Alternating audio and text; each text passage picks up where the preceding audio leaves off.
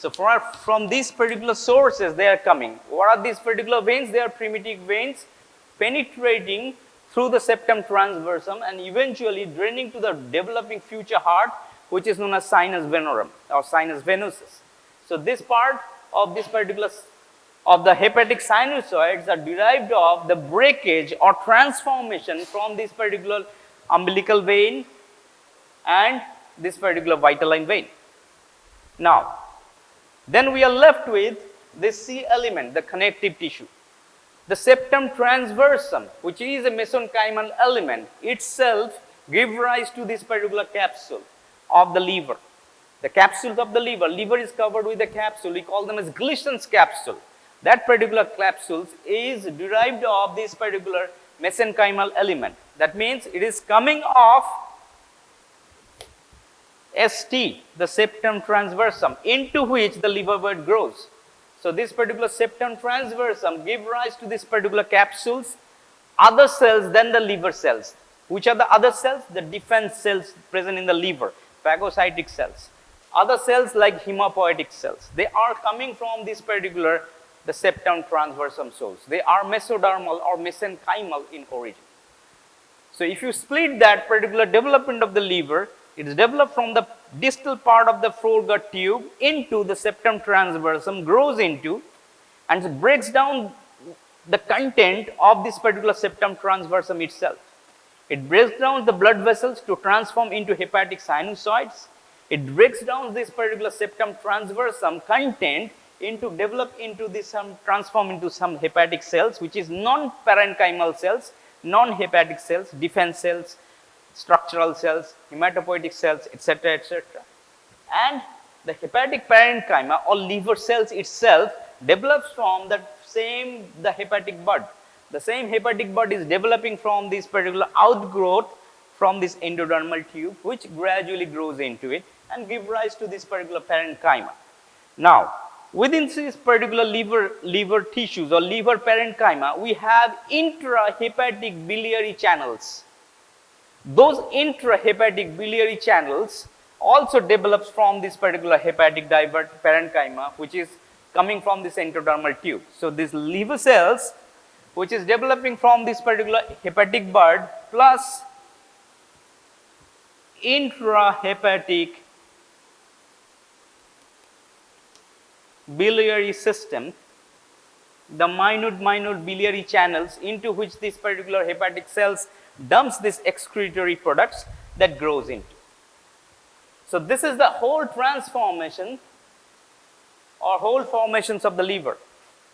So once again, we have the liver which grows at a particular age, starts at the developing at 3rd week of life to 5th week of life to 6th week of life. By that time liver grows.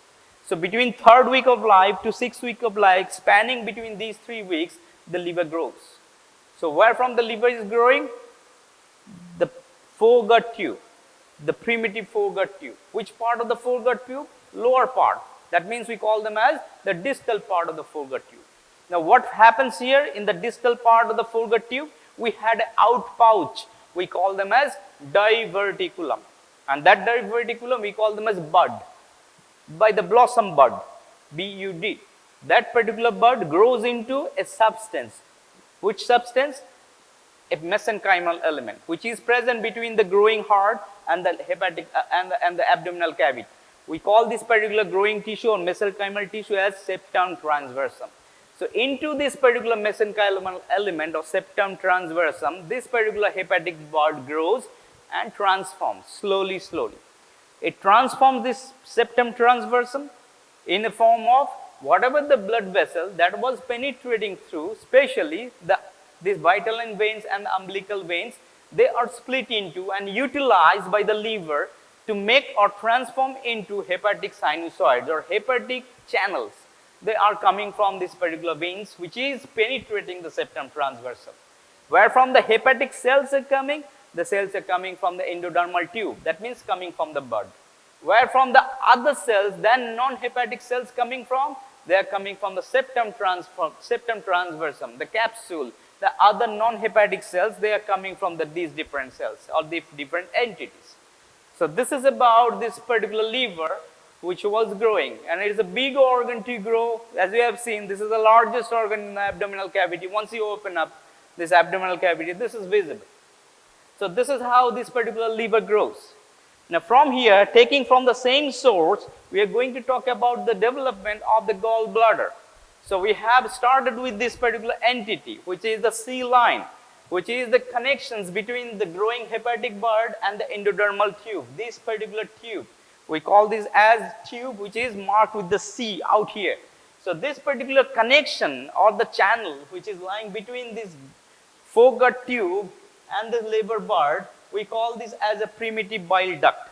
Now this particular primitive bile duct, which is forming the part of the bile duct which is outside the liver, we call them as extrahepatic biliary channels. So from these extrahepatic biliary channels, there is again formations of a bud or projection. You see this is coming out. So from this particular tube, which is a connection channel, a growth is coming out as a bud or a diverticulum. We call this diverticulum as cystic diverticulum.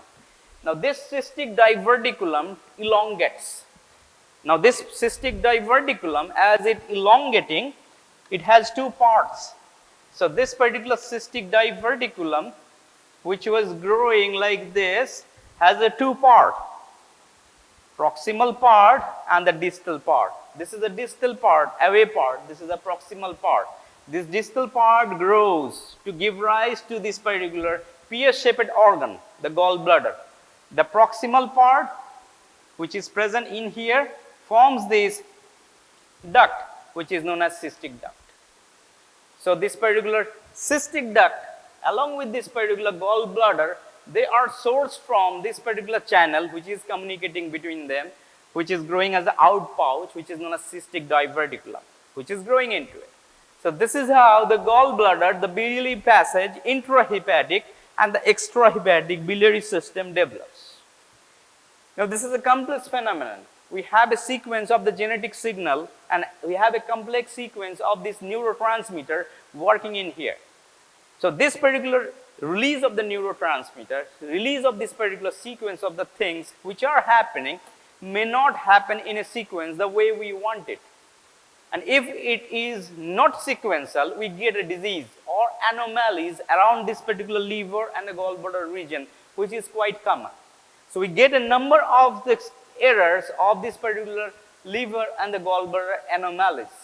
We may have this particular abnormality like absent of the liver. That means the hepatic bud is not formed and liver is not formed. The cystic diverticulum is not formed. The gallbladder and the system is not formed. So this is the phenomenon if it is happening there. Same thing happens over here. We have this gallbladder which is growing into here. Now this particular gallbladder anomaly commonly happen. This particular gallbladder which is developing from the cystic diverticulum is sucked into this liver bud. And as the liver bud is growing, this cystic diverticulum is growing within this particular liver bud. And resulting in formation of the gallbladder is incorporated within this particular liver substance, which leads to a phenomenon we call them as intrahepatic gallbladder. Sometimes what happens, this particular liver bud and this particular cystic bud grows at a different pace. If it is growing at a different pace, this particular cystic diverticulum may grow differently or may be separated out of this particular liver undersurface. So that leads to the formation of this particular phenomenon. We call them as a wandering gallbladder or mobile gallbladder. So gallbladder is loosely hanging on the transverse colon if it is cannot keep the pace of the liver bud growing. So we may have this particular floating gallbladder and the intrahepatic gallbladder depending on if you have error on the cystic diverticulum formation and the transformation. Similar to that, we have this particular channel. We call them as like a duct system error, which is also common. So we may have the biliary atresia. That means this particular channel within this particular cystic duct or this particular intrahepatic, extrahepatic channels may be obliterated, may not be formed, may not be canalized. That means leading to this particular atresia. Atresia of these particular channels may be extrahepatic maybe intrahepatic, maybe complete, maybe incomplete. So depending on how this particular channels or atresia of this particular gallbladder is happening, we may have a series of congenital errors of the biliary system. So this particular congenital errors of the biliary system, including the development of the liver, is an exam short note question. So common phenomenon which is involving this particular hepatic bud and the cystic diverticulum or cystic bud formation and the transformation, we have a number of these congenital diseases. So we have to know and write down this particular diseases, whatever it is happening congenitally, if you have the faulty development. So you do not have to explain a lot things about it. You just give a picture and just explain the picture, that makes it all. So intrahepatic, extrahepatic biliary atresia, like this, giving a picture, that's an entity, that's a thing, right? So this entity is about this particular atresia of the biliary system and this particular errors of the liver or these hepatic tissue abnormalities may be there. So maybe we have this absent of the gallbladder, maybe we have the two gallbladders, if you have the two cystic diverticulum which is present. We may have this absence of the cystic duct, maybe just like this particular distal proximal part of this particular cystic diverticulum is not formed. So depending on this particular atresia and the gallbladder error, we get a number of these embryological developmental questions based on these errors. Now moving from this gallbladder to this particular another organ which is also a phagocytic derivative, we call them as pancreas. Now we have learned about this gallbladder, we have learned about this particular hepatic development which is growing in phenomenon. Now another organ which is important out here, we call this as a pancreas. Now like this particular gallbladder, like this particular hepatic, this pancreas also develops as an outpouch from the same primitive gut tube. So this particular diverticulum into which this particular pancreas develops from, we call them as a pancreatic bud. Now this particular pancreatic bud develops from this particular same distal part of the primitive foregut. Now as you can see, to start with, to develop with, the pancreas or pancreatic bud is two. So far we have seen the hepatic bud, the cystic diverticulum was single. Out here, in case of the pancreas, you can see in the picture, we have two developing pouch. One is on the ventral side, one is on the dorsal side. We have two colors used in it. But in adults or in reality, we see that the pancreas is single. So we have a single pancreas when to develop with in this adult, and then in developmentally we are getting it two. Now before we move into, we have to know or we have to understand the parts of the pancreas. So we have these four segments of the pancreas we know so far. One is towards the spleen end, one is to the duodenum end, right? So extending between this particular posterior abdominal wall from the mid side or close to midline to this particular extreme phag end. This end of the pancreas we call them as tail of the pancreas. Next, moving here, we have the body and we have the constriction part which is known as the head of the pancreas. No, we call them as neck of the pancreas, right? So we have this neck of pancreas over here. The important phenomenon taking place here is the formation of the portal vein, which we have learned yesterday. Now this is the head, and on the surface of the head we have a projection. We call them as uncinate process. Now this particular head, developmentally we split into two parts. So the lower portion of the head with the uncinate process is section 1, and the upper part of the head along with the neck and the body and tail we divide into part B. So I repeat, so we are talking about the development of the pancreas. We have seen this particular pancreas as an adult. We have these four parts: head, neck, body and the tail. Now whenever we are seeing that, we are retrospecting how this pancreas is formed. We are seeing this pancreas is coming from two projections. That particular two projections we call them as pancreatic bud. and two projection is on two other side. One is on the anterior side, one is on the posterior side. One is on the green line, a blue line, other is on the red line, right? A red shadow or red picture which you are seeing here. So this one, which is on the ventral side, and the red one is on the dorsal side. Am I right? So the blue line is the ventral side, the red one is dorsal side, back side, right? So this particular thing is growing on the ventral mesogastrium, and this one is growing on the dorsal mesogastrium. So initially, to start with, we have two, but in adult we have this particular single pancreas. So by any times or by any process of the developmental course, we have to join these two to make it one, right? Or else we'll be getting two pancreas. So that's what happens with this particular pancreas development. To start with, they have pancreas bud. We have two, dorsal pancreatic bud and the ventral pancreatic bud. So this particular dorsal pancreatic bud and the ventral pancreatic bud was present on two occasions. Now this particular dorsal pancreatic bud, which is present on this particular posterior side, and the ventral side we have this ventral pancreatic bud, this joins together to give rise a single pancreas. So this particular part, which is known as the ventral pancreatic bud, goes under and goes posterior to this particular dorsal pancreatic bud. So this one, which was present in the front side, switches back and below the posterior one. So this one moves back under and the posterior one and goes into it. Now why does it move and why does it go under to it? Is there any phenomenon which is basically initiating the movement of the ventral bud to move to the dorsal side? So we have a phenomenon we learned yesterday or previous class. This is what? Stomach. This is what? The future duodenum, which is going on. What happens with the stomach development?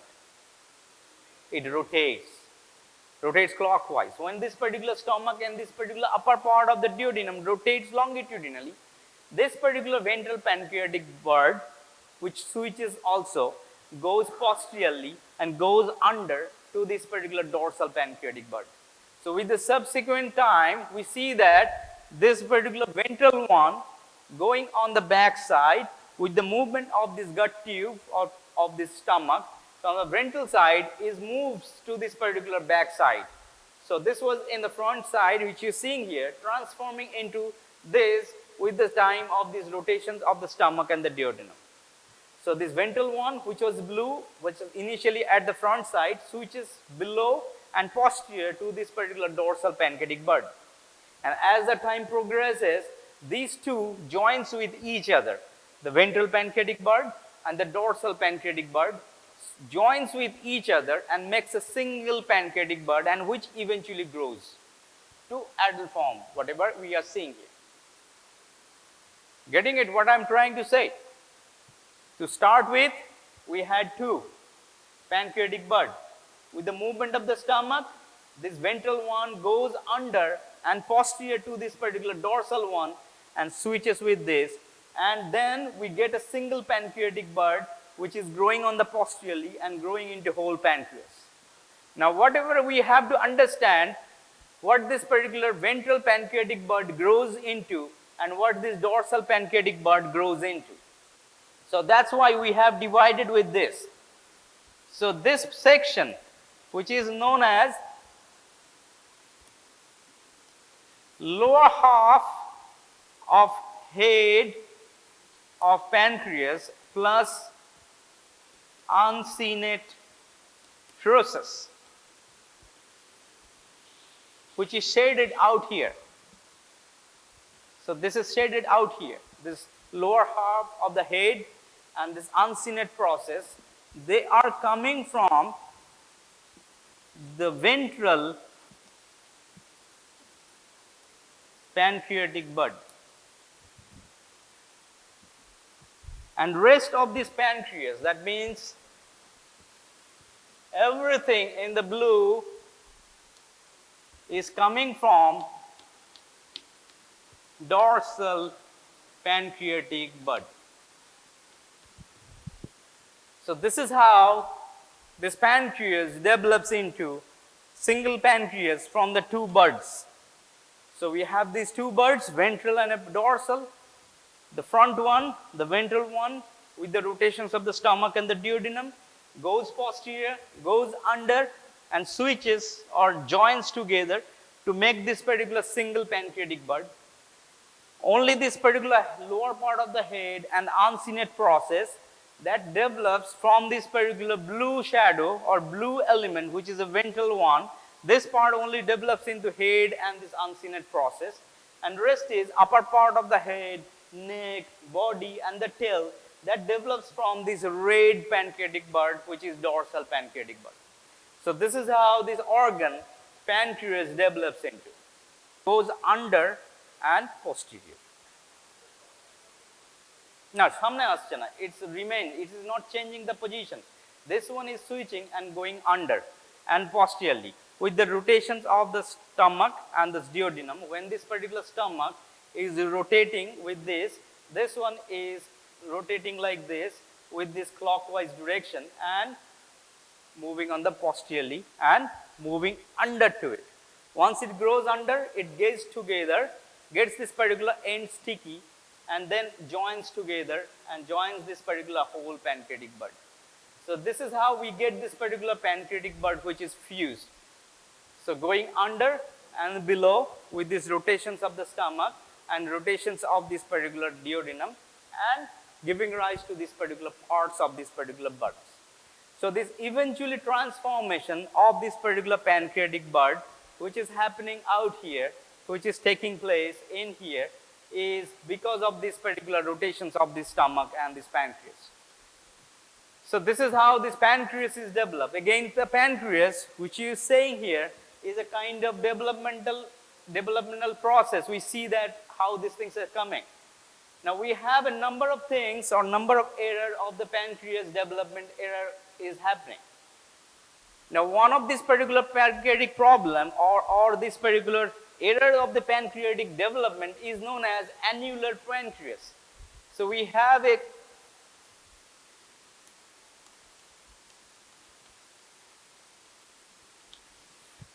developmental error which is commonly been tested in examination. We call them as annular pancreas. Now the annular pancreas is given as a short note, and we have to understand how this particular annular pancreas is happening. So what happens with the annular pancreas is that we have this particular duodenum which is going on, and annular pancreas, we see that a pancreatic tissue which is encircling the duodenum. That means this pancreas is surrounded by, the duodenum is surrounded by throughout this particular circumference by some pancreatic tissue. And if you have a pancreatic tissue surrounding to this particular duodenum, it blocks this particular duodenum lumen or the cavity of the duodenum. So this annular pancreas is a developmental error or developmental formation. So for that reason, we have to go back to this particular pancreas development. So to start with, mention that we have two buds. One is this dorsal and one is this ventral pancreatic bud. So this ventral one was single and the dorsal was also single. So if we have any error, instead of single ventral pancreatic bud, we have a two or bifid or two ventral pancreatic bud. So we have, instead of one ventral pancreatic bud, by error, if you had by any chance two pancreatic bud ventrally placed, then what happens, one of this particular pancreatic bud, when this particular movement of the stomach taking place, rotates clockwise, other one is rotating anti-clockwise, and resulting in encircling this particular part of the duodenum which is growing into it, and covering this particular duodenum and growing eventually to this particular region. And from here to here to here, we get a pancreatic tissue surrounding this duodenum. And this phenomenon, we call them as annular pancreas. That means it is circumferentially covering it.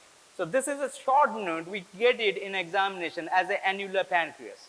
So then, for example, if you are getting this particular exam question as annular pancreas, you have to see that how this particular annular pancreas is developing.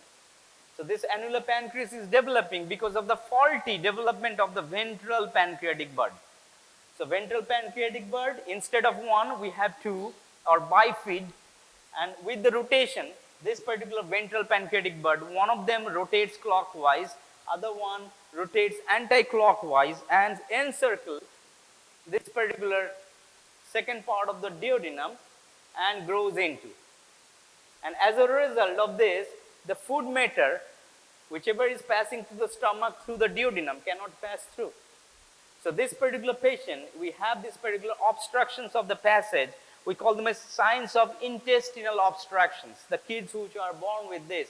So take the food matter, comes over here for a period of time and then throws out, vomits out.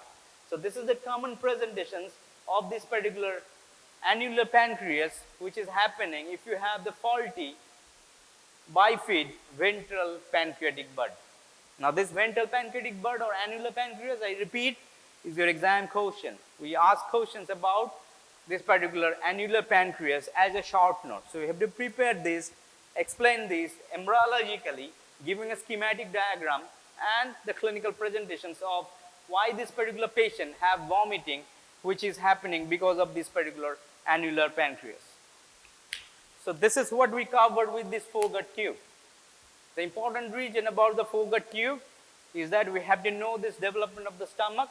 We have to know the rotation of the stomach. We have to know this rotation types, how the stomach is growing on.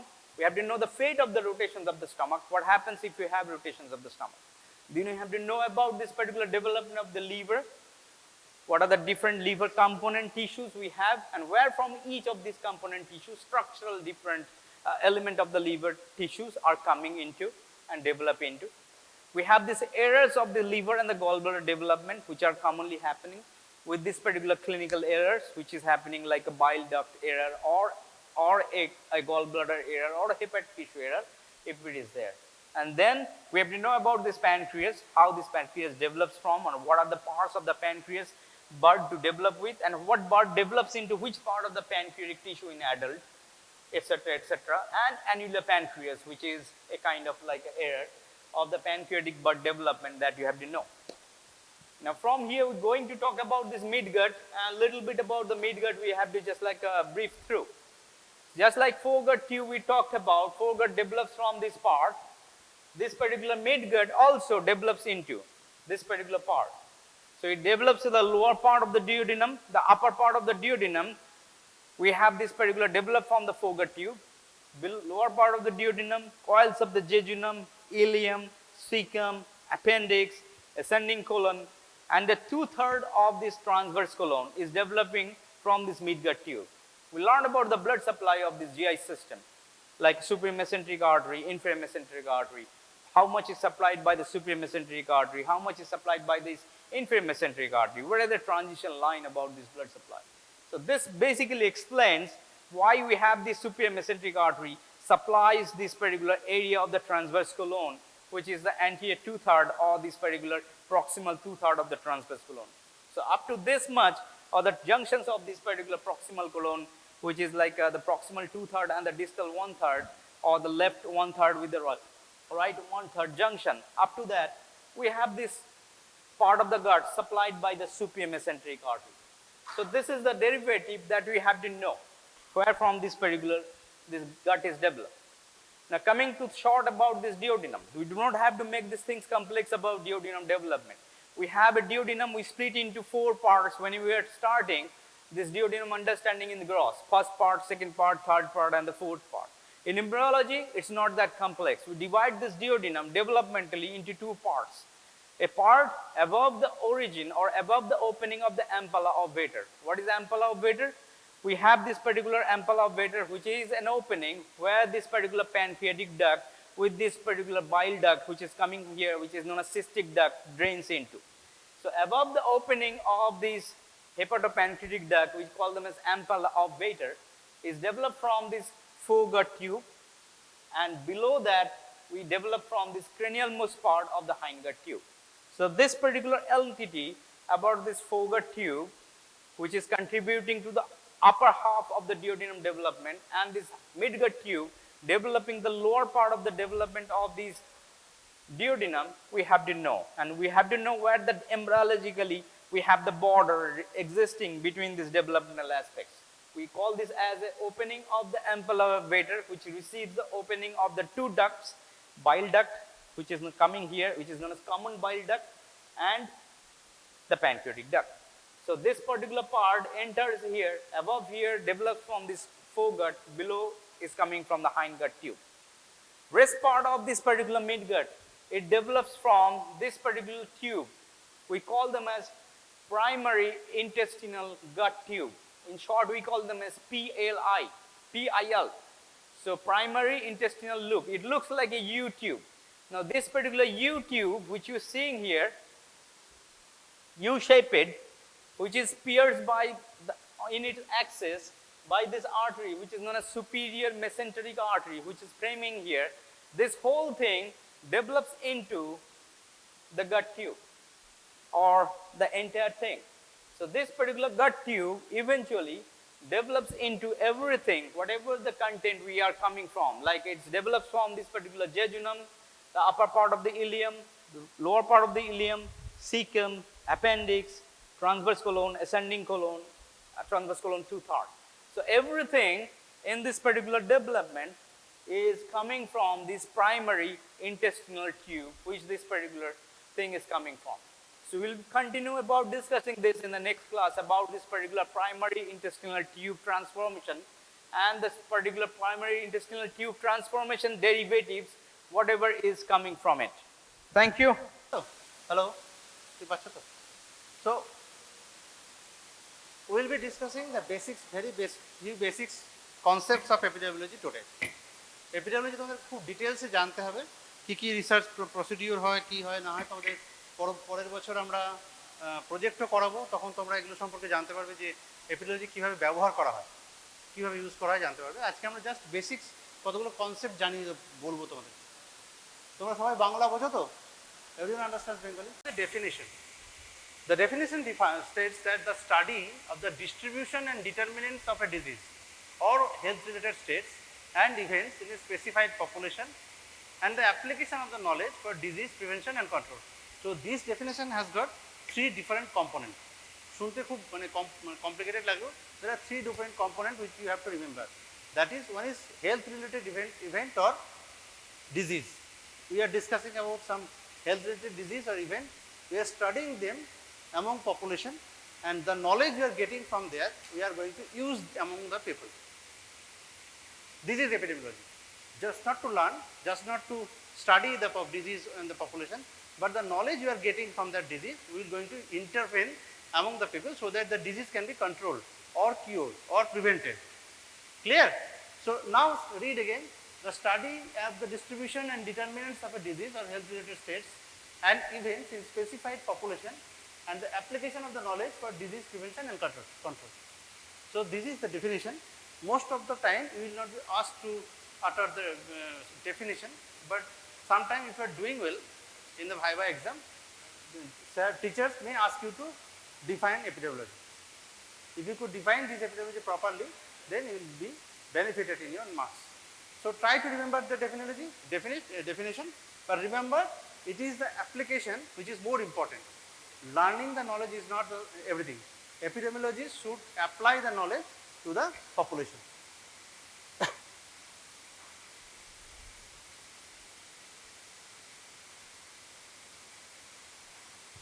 Acha. So there is a difference between a clinical approach and an epidemiologist approach. A clinician, I mean any physician, when they see a patient, they see the disease. When an epidemiologist see a person or a problem, they see a problem in a human being, not the disease. Okay? So what are the difference between a clinical medicine and community medicine? The diagnosis made by a doctor or physician, made by epidemiologist. তোমরা দেখতে পাচ্ছ না বোর্ডটা?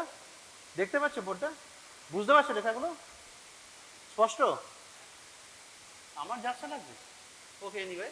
So diagnosis made by a doctor in clinical medicine, but in community medicine it is made by an epidemiologist. Concerned with individual cases, concerned with defined population. কি ব্যাপারটা কিরকম হয়? ব্যাপারটা হচ্ছে ধরো তুমি যখন একটা আউটডোরে বসে আছো, বা কোনো তোমার পার্সোনাল চেম্বারে বসে আছো, কেউ যদি তোমার কাছে জ্বর নিয়ে আসে, তোমার প্রাইমারি টার্গেট হচ্ছে জ্বরটাকে ঠিক করে দেওয়া, তাই তো? তার জন্য যদি তোমাকে ইনভেস্টিগেশন করতে হয় তুমি করবে। যদি মনে হয় যে জ্বরটার সঙ্গে কাঁপুনি আছে, তাহলে let be check for malaria. If it is malaria positive will go for antimalarial drug. That's where your goal, your service ended, তাই না?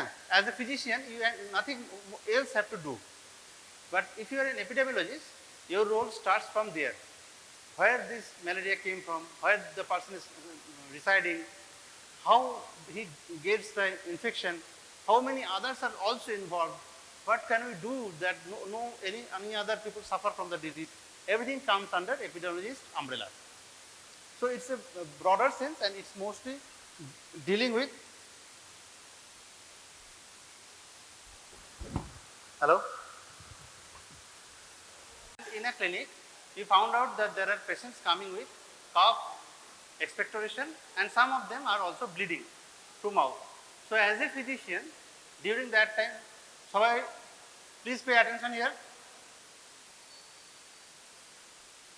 So as a physician, whatever antibiotic you have in your hand, you prescribe and your role is over. But if you are an epidemiologist, you start following the patients.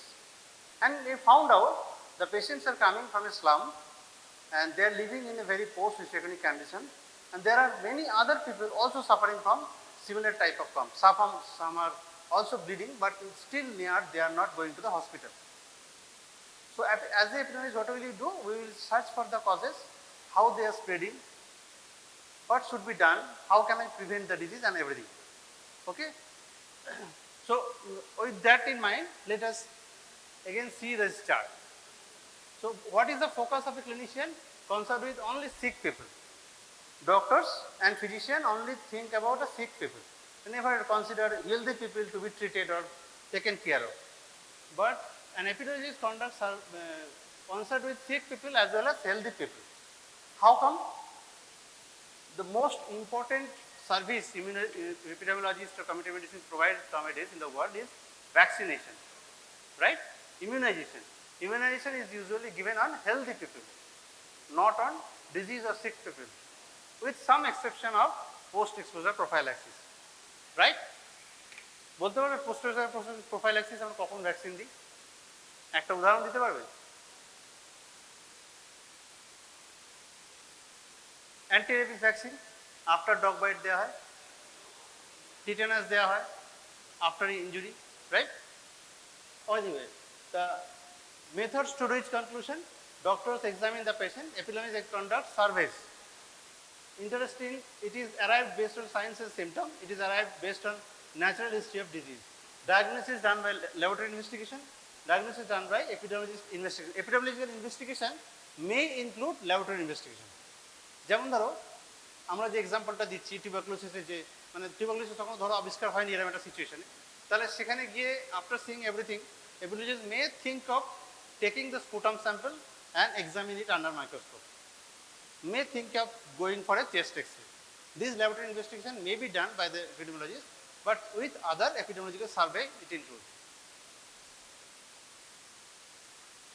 So the interesting, it is arrived based on science, diagnosis of treatment. Doctors decides the treatment, epidemiologist decides the plan of action. Not only the treatment, but the plan of action. Aim, treatment is the main aim. Prevention and intervention is the main, promotion is the main aim. Follow-up, it involves follow-up cases. It involves evaluation of program. Equipment of interest, doctor is interested in technological advances only. What new drugs are arriving in the market, I should know and I should apply to the patient. That's it. Just technological advances. Epidemiologist is interested in statistical values. Statistical values মানে গত বছর এই সময় কতজনের এরকম কাশি হয়েছিল, এবছর কতজনের হচ্ছে, কোনো সিজনাল ভ্যারিয়েশন আছে কিনা, অন্য দেশের সাথে আমাদের দেশের কোনো চেঞ্জ আছে কিনা. These statistical value decide whether the disease in the interest is significant or not. বুঝতে পারছো? That's how it works.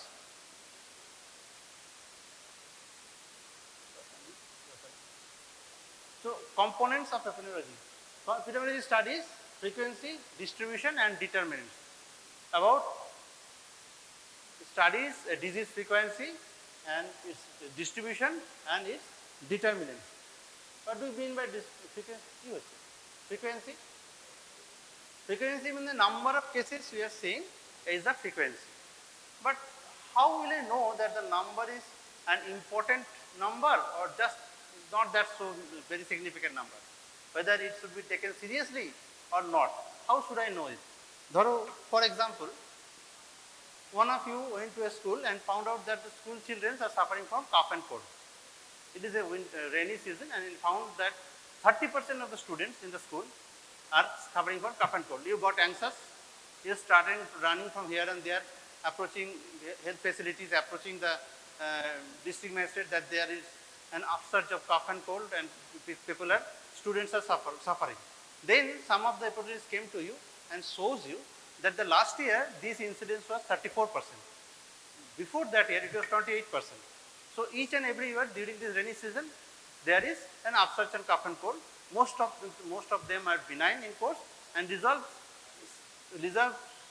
within 4 to 5 days.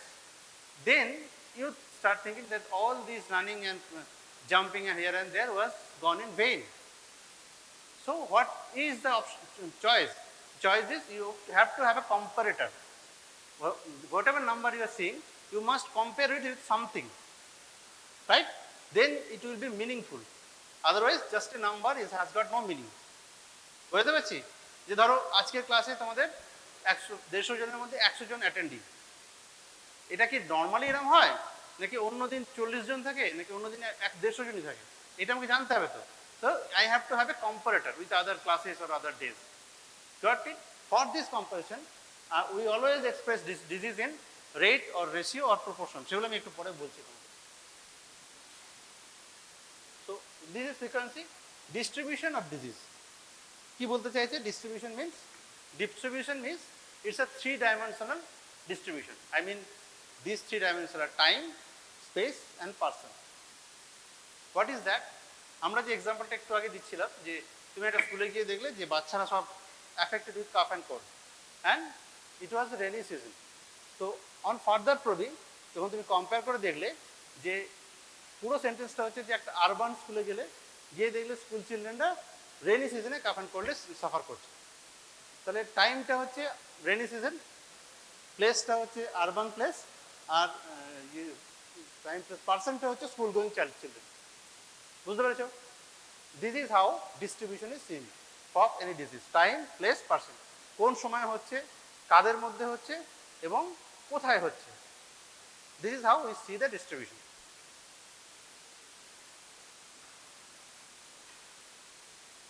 Determinants of disease. Determinants, what are the factors that is influencing the disease? Identify those factors and see whether we can control those factors so that the disease never happen at all. And even happen, how can I control the severity of the disease? By controlling those factors. You see, for our example, if it is urban area, whether the pollution is the cause or not.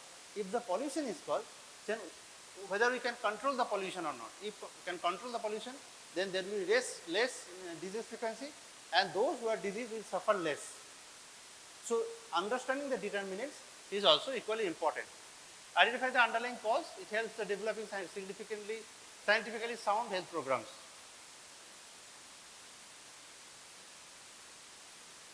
এটা disease causation triad বা epidemiological triad তোমাদের একটা short note বলতে চাইছে। এই ট্রায়াডটা বলতে চাইছে যে there are 3 factors.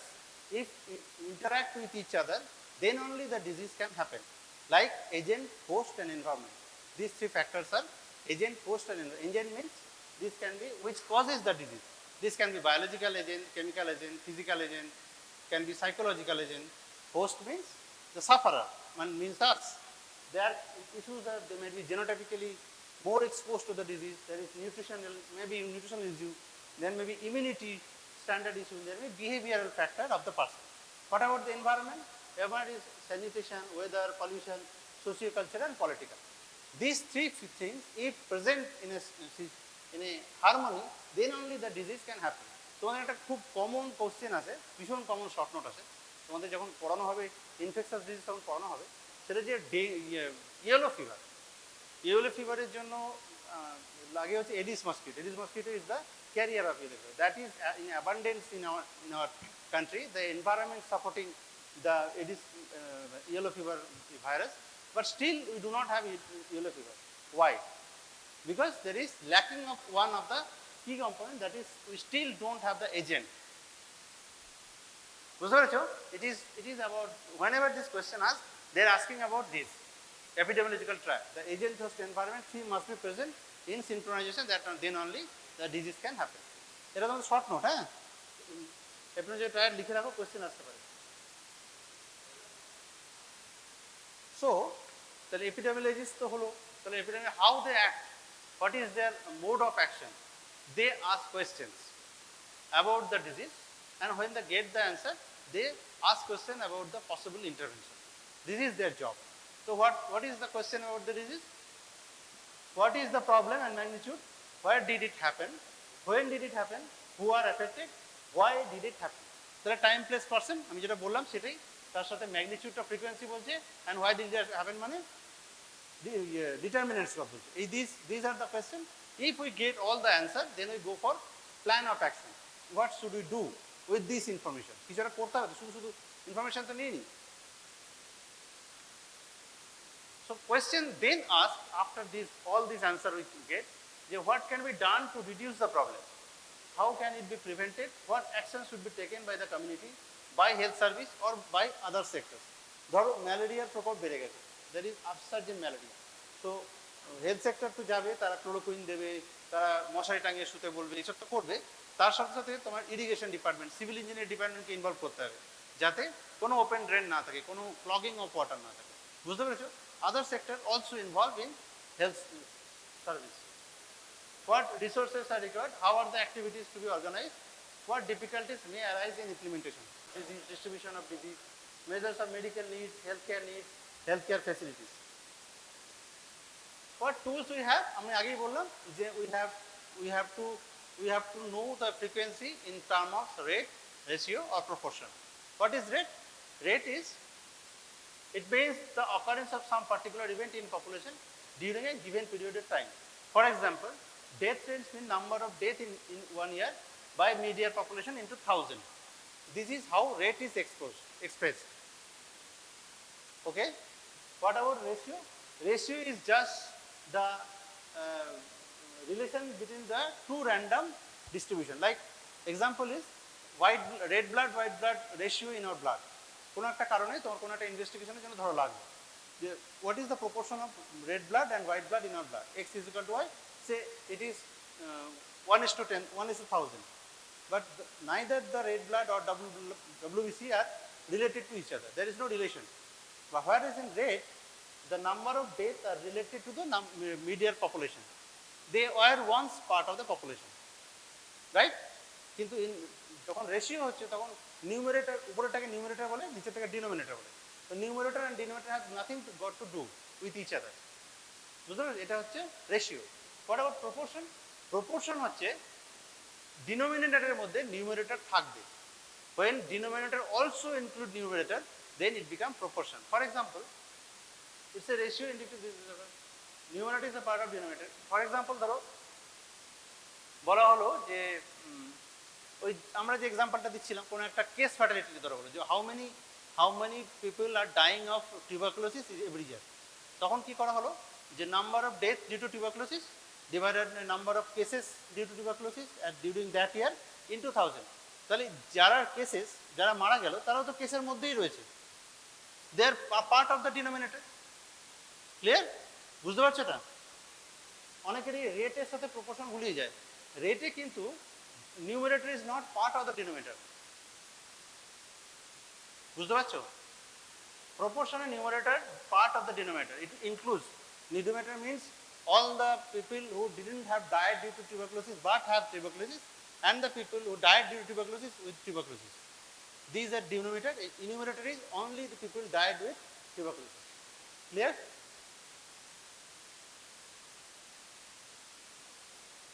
Another important concept is incidence and prevalence.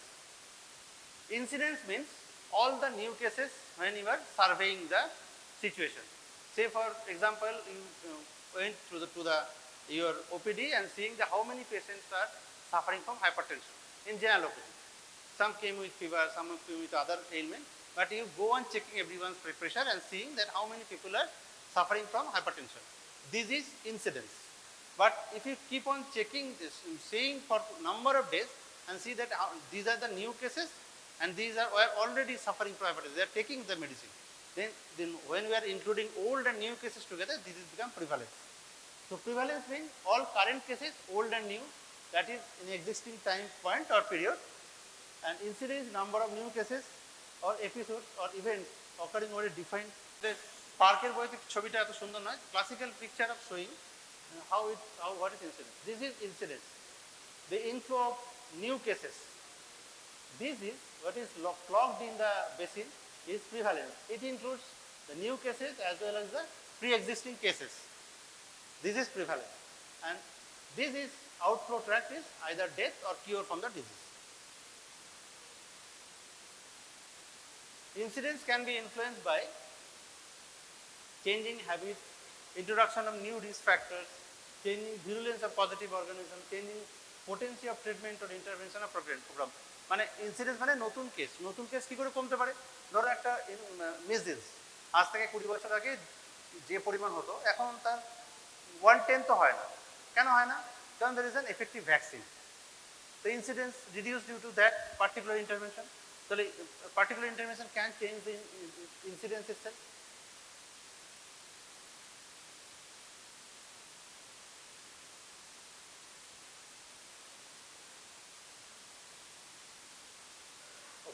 Prevalence likewise prevalence তো তোমরা শুনলে। প্রিভ্যালেন্সের আরেকটা কনসেপ্ট আছে point prevalence, period prevalence. Point means cross sectional study করছো তোমরা, কোনো একটা নির্দিষ্ট সময় গেলে 2 দিন বা 1 দিনের মধ্যে যে কটা ডিজিজ পেলে তাদেরকে নিয়ে বললে যে প্রিভ্যালেন্স হচ্ছে এত। ধরো হাইপারটেনশনের যে এক্সাম্পলটা দিচ্ছিলাম, তোমরা ধরো গিয়ে 3 দিন তোমরা অ্যাসেস করলে, 3 দিনে যা কেস পেলে সেইটা হচ্ছে তোমাদের পয়েন্ট প্রিভ্যালেন্স। এবার ধরো 3 দিন না করে এটা 1 বছর 2 বছর ধরে টানা দেখা হবে, প্রতিদিনই কেউ না কেউ যাচ্ছে গিয়ে সমস্ত প্রেশার দেখছে, কতজন হাইপারটেনসিভ আছে, কতজন নতুন, কতজন পুরনো, সব অ্যাসেস করছে। এই যে পুলটা ওভার পিরিয়ড, এটাকে বলে পিরিয়ড প্রিভ্যালেন্স। তাহলে period prevalence can be point prevalence, can be period prevalence. Prevalence also have influencer. Prevalence is a actually key. যদি ইনসিডেন্স আর তার ডিউরেশন মোটামুটি ফিক্সড হয়, তাহলে প্রিভ্যালেন্স মানে হচ্ছে ইনসিডেন্স ইনটু ডিউরেশন। নতুন কেস যারা কতদিন থাকছে এই দুটোকে গুণ করলে আমরা প্রিভ্যালেন্স পাবো। তাহলে prevalence is means incidence into duration. If আর incidence and duration is stable.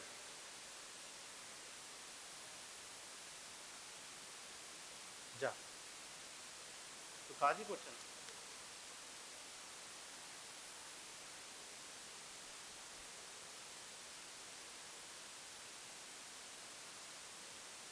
Another example showing what is incidence and what is prevalence. Let us assume that we have started with 1,000 women to screen for diabetes. In 1978 January, we found out that 40 of them is having hyperglycemia and 960 is free from diabetes. After following them up for 1 year, 31st December 1978, what are we seeing? Among the 40 cases, 5 have died, 5 migrated out, that is called the attrition. 5 recovered from the disease, maybe there is some acute cause, maybe there is steroid, maybe there is pregnancy-induced diabetes or whatever, and 25 cases is still there. And those who are free from diabetes in January, 960 people, 20 new cases arrived in the December 31st. Now, the prevalence become, what is the prevalence? In December 31st, prevalence কি হবে এটা? কত হবে prevalence? এদিকে দেখো, বলো কত হবে প্রিভ্যালেন্স? ডিসেম্বর 31 এ ডায়াবেটিসের প্রিভ্যালেন্স কত?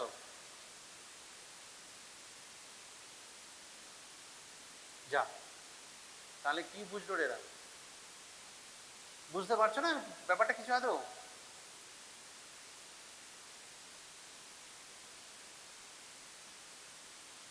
আচ্ছা, ইনসিডেন্স কত? ডিসেম্বর 31 এ ইনসিডেন্স কত?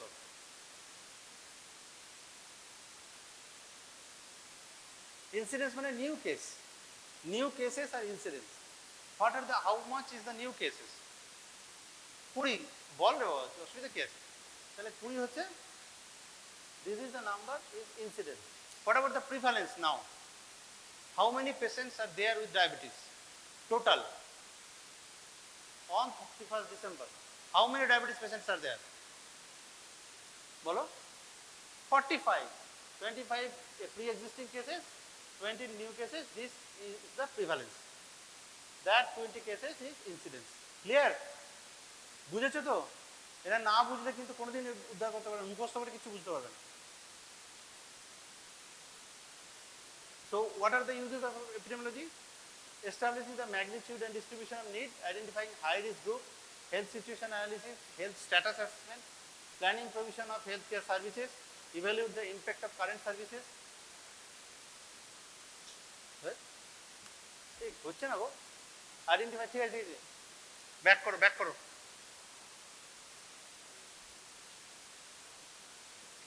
Identify factors, if they could be removed, would prevent the disease or modify its courses, knowing which is the most effective way of deriving a curative or preventive measure, determine cost and expected effectiveness of a proposed strategy.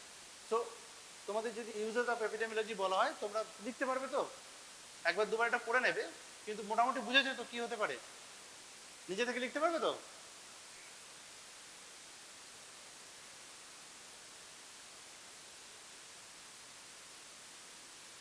আচ্ছা, these 2 or 3 slides are the last 3 slides. This is an example how it works, how epidemiology works. How did we identify smoking as a cause of lung cancer? In around 1970s, there was no warning in cigarette packet. আমরা যেটা আজকাল দেখি যে smoking kills, smoking causes cancer, on these things, those are not there. Rather, the reverse were there. There is huge promotion on saying that smoking is actually good for health. এটা বলা হতো, these are style statements. সমস্ত বড় বড় অ্যাক্টররা, বড় বড় পার্সোনালিটিরা promote করতো cigarette. It is still $1 trillion business, but it was then as a promotional phase. It was a macho thing to smoke during 70s or 80s. Then eventually people understand that smoking actually kills. But how they got to know that? Because of some epidemiological study. Let us see. Lung cancer. Number of lung cancer deaths in the United States by year. In 1937, there are only 7,300 cases died of lung cancer. As year progresses, the numbers started increasing. And you can see in 1950, it is double than the 1940. It is 18,300. So there is a huge change between these periods, 1940 and 1950. As you can see in this graph, as you can see, this is for the male and this is for the female. During 1940, there is a upsurge, sudden upsurge of lung cancer. Whereas for female, the upsurge became gradual, remain gradual, right? But for the male, there is a sudden upsurge of lung cancer from 1940 onward. But why this is happening? On further probing, people, when they start questioning them, they came to know that most of the male are smoking as a habit, but females are less smoking, and there is an association of lung cancer and smoking. On further cohort study and case control study, randomized study, finally we arrived at the conclusion that smoking not only causing lung cancer, it also causes different heart disease, cardiovascular disease, and kills people early. And then came this warning after a long legal fight in international court. There is a movie, if you can see, আমি কি আগে বলেছি তোমাদের এটার কথা? Inside story বলে একটা cinema আছে, যদি পারো দেখে নিও, দুর্দান্ত সিনেমা অন দিস। দেখো লাং ক্যান্সারের ক্ষেত্রে they did this study, this case control study, and they show that 50% of smokers is also how much they are smoking is also important. As you can see, 20 plus 5 plus smoker, 25 plus cigarette or bidi has chance of dying annual death rate is 2.27. Whereas those who are not smoking, their chance of dying is diabetes 0.07 per 1,000 deaths. That much huge, but right? 2000 200% বেশি চায়, 200% more chance of trying. If someone is smoking for more than 25% and if someone is not smoking, it is such an important. বুঝছে? ঠিক আছে, with this I would like to আজকে class কতটা হয়ে গেল, 5-6 প্রশ্নটা আমরা আবার যেতে হবে, কিন্তু এই যে কয়েকটা জিনিস বললাম তাহলে প্রতিদিন এই সম্পর্কে জানতেই হবে। একটা হচ্ছে এপিডেমিওলজিক্যাল ট্রায়াল, একটা হচ্ছে ভাইরাস থাকে মানে ইনসিডেন্স থাকে জানতেই হবে, একটা ফিস আর কি, আর হচ্ছে ডেফিনেশন অফ ডেফিনেশন অফ যদি জানো ওটা কীভাবে ইউজ করতে হয় যদি জানো, তাহলে আর দুটো শর্ট ফর্ম তোমাদের এখান থেকে আসতেই পারে। একটা হচ্ছে এপিডেমিওলজিক্যাল ট্রায়াল, একটা হচ্ছে incidence.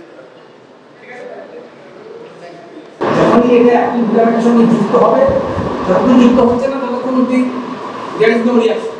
R whenever it is, then there will be a movement in this direction, and movement of filament is in this direction. And is called power stroke, and there will be diversion of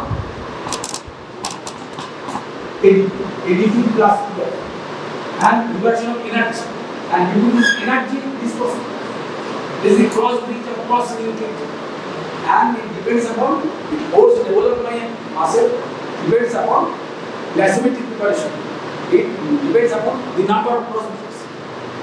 The acetyl preparation is the same, but this number of cross bridges, that is in the resting leg is a situation when there is optimum number of cross bridges that are formed. So maximum force is generated. And when the muscle is stressed, then this gap between the actin and muscle filament will increase, sarcomeral length will increase, and the gap will increase.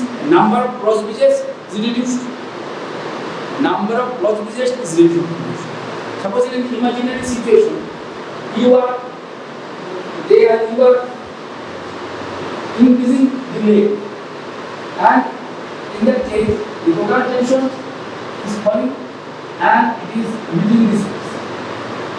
And from this point, there is no active tension is produced beyond it. From this point onward, there is no active tension that is generated. Because they are completely separated. If the separation is maintained, then there is no cross bridge.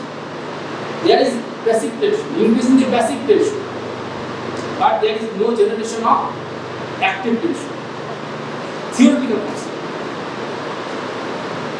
You cannot increase the leg for any long leg, any large extent, because it will rupture the muscle. Muscle substructure and it will rupture. But from this concept, you can have this understanding.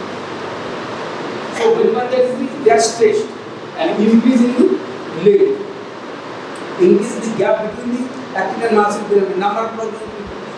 Similarly, if this leg is lower than the resting leg, then the space for interdigitation is reduced. The gap between the interdigitation is reduced, and in that way, in that case also, the number of active cross bridges is less. So that less force is generated. So it is the resting length of the muscle. Whenever there is this, suppose it is sarcomeral length, you will find in your text 2.2 mu, 2.3 mu, or text do not mention this, but related to sarcomeral length. And the resting condition, this length is maintained. Most of it. So it's called, this is the length tension relationship. It is applicable also to cardiac muscle. So that within a limit, whenever there is in the end-diastolic volume, then the force of contraction increases. Starlings of the heart. It is due to this mechanism. Within limits. And it is due to this mechanism. Now the velocity of contraction. A muscle, suppose if there is no load, the muscle can contract, field velocity is maximum. And in presence of a load, this velocity depends upon the resting length. At the resting length, the velocity can be developed at the maximum. In other legs, with the same load, the velocity produced is less. Length, tension, and velocity. When the load is 0, then it is maximum. Maximum at any length. But whenever there is the resting length, the velocity is maximum in a particular. Yeah. Load and velocity curve is drawn. Draw a curve. Is subject is given not all in model. This is the velocity, and this is the length or the load.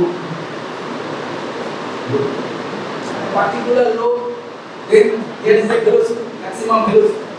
Suppose it is in the resting length, it is, but in other case, when it is changed either small or large in length, then it is defined at a particular load, then the velocity is reduced.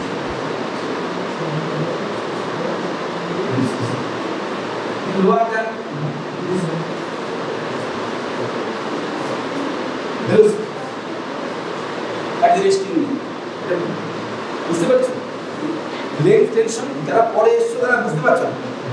Length tension relationship between in the skeletal muscle.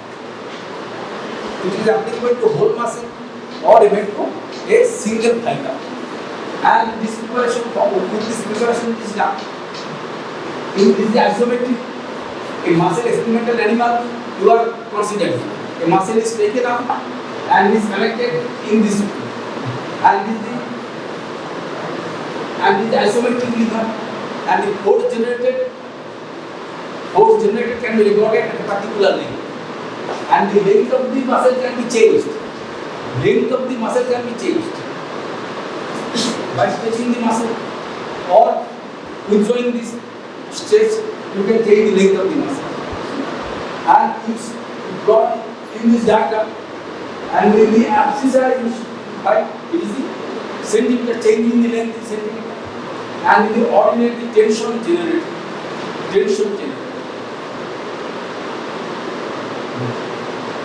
Because arbitrary they take do this given in case, do not know how they make this. But the basic concept is required. Old text is called equilibrium. When the muscle is cut away from the body, in old text they mention this. There is a name, equilibrium. Whatever. Now you see the initial length after 2 centimeters or so, and then there is no passive tension. But when it is stimulated, it gives rise to the tension, the total tension. When the length is increasing length in 4 centimeters, and then there is a passive tension before stimulation, and after the maximal stimulation, then there is a force that is generated, and this force is suppose from this value is this force. At initial length and in which this is the passive tension and this is the total tension. It will subtract this value from this top and draw this curve in this way. You see an intermediate curve, and it is the active tension, and it is the active tension.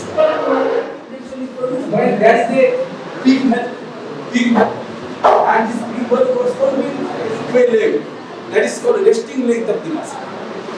The length is coming from the observations that during the resting condition, most of the muscles maintain this length. This is a nature's device, so that at that particular length, active tension that is generated can be maximum. That over within the muscle, where there is no active tension can be generated, and its high mechanism it can exploit. The force that is generated depends upon the number of proximal. When the subcranial stretch to a great extent, suppose the subcranial stretch to a great extent, and it is the suppose it is the thick filament and it is the thin filament. and there is no question of forming the cross bridges. Cross bridges do not touch. So in that case, there is a passive tension, and whatever may be the stimulation, then there is no force is generated. No force is generated, and this stimulation is that of production of the muscle activity.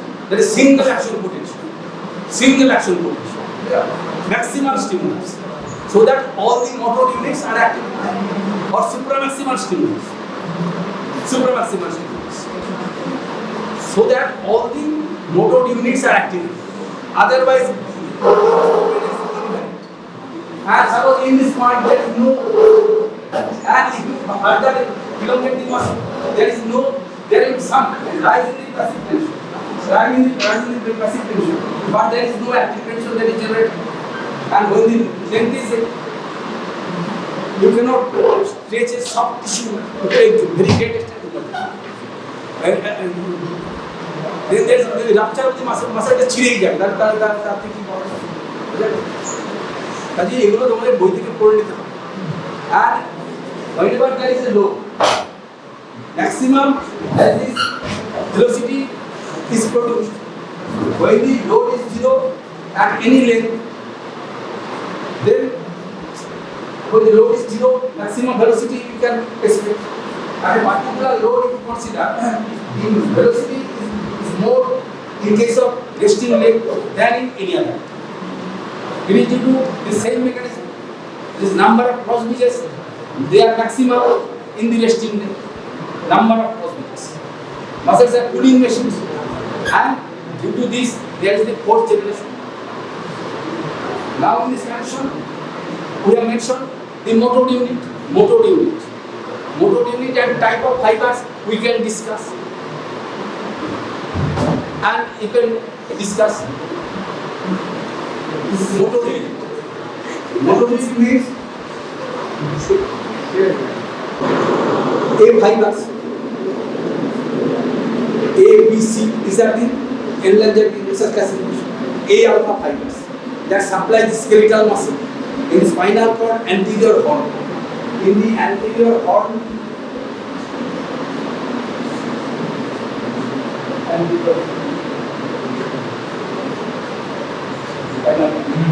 suppose it is the alpha-motor, is the cell body of the alpha-motor neuron. It is come and it leads to branches, terminal buttons. There from which there is a liberation of acetate and it is a lower motor neuron. Suppose it leads to branches and these branches end in terminal buttons, and there are the and it is motor neuron of so whenever there is action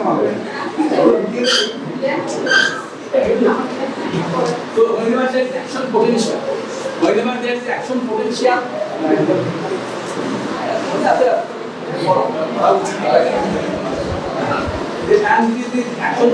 when it is coming, it is spread to every side, to every branch, and in response to this, there is liberation of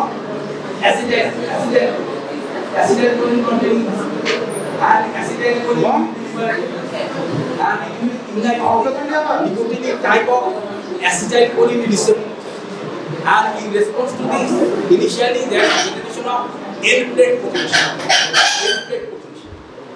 and sufficient amount of acetylcholine is liberated.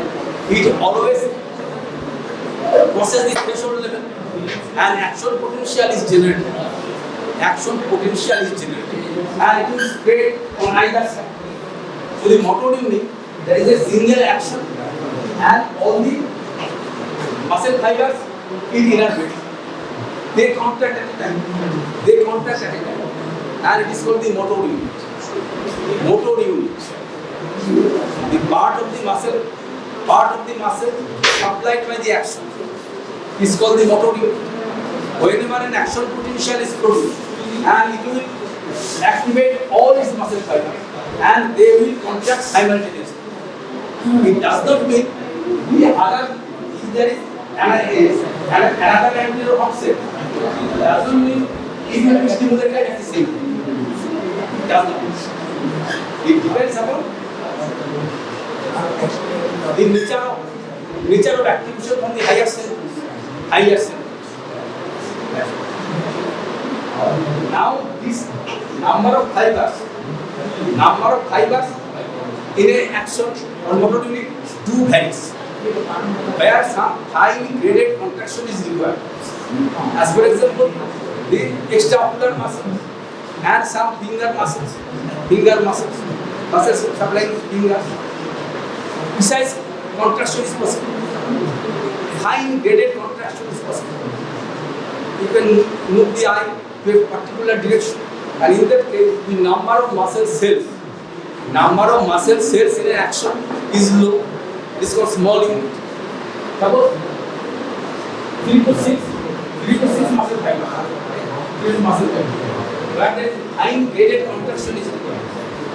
On the other hand, wherever some gross movement is required, sustained movement, gross sustained movement. Suppose I am standing, leg muscles, erectospinal group of muscles, they are no precise movement, they are gross sustained movement, prolonged movement, and in that case, the number of actions is much more. It will be more than 100 or more than 100. And human level there will be more than 600 number of muscle cells. So there are the small motor units, it is the large motor unit. It is one. In this case, high graded contraction is required. And in this case, there is the long sustained contraction, like anti-gravity muscles. And they are, according to this, they are from the larger units, more than 100 or even more than 500 or so, in different muscles, in different species, is two things. Now the muscle fibers are not homogeneous in this system. Apparently they are similar, but they are not similar in every sense. Some are slow fibers, some are fast fibers. Type 1 fibers and type 2 fibers. Type 1 and type 2 fibers. Type 2 fibers. And we divided in the table 2A and 2B. And we are discussing here for simplicity 2B or simply type 2 fibers. Type 2 fibers. And type 1 fibers, they are red fibers.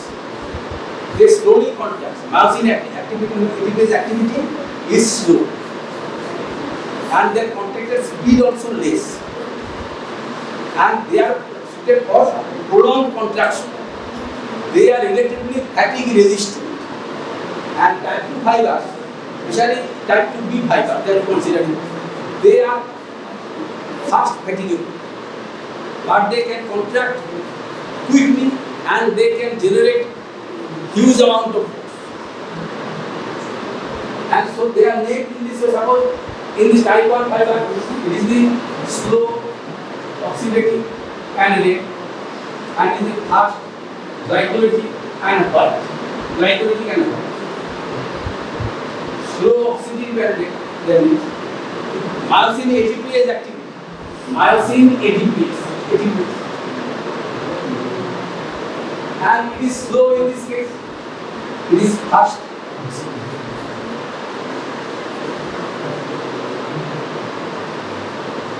Calcium pumping in sarcoplasmic reticulum. And it is moderate in this case.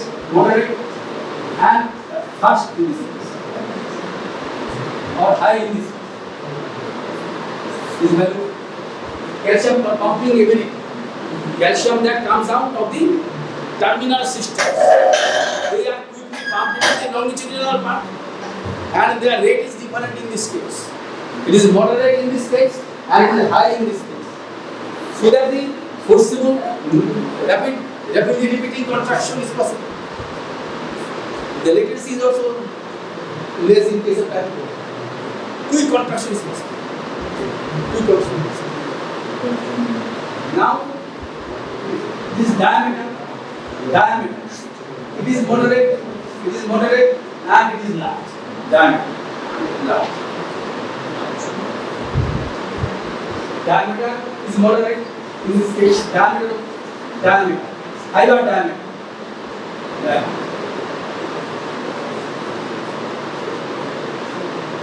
Glycolytic activity, it is moderate in this case and it is high in this case.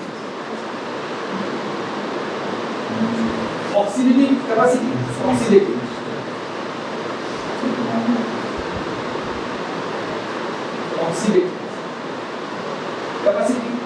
it is high in this case, and this is low.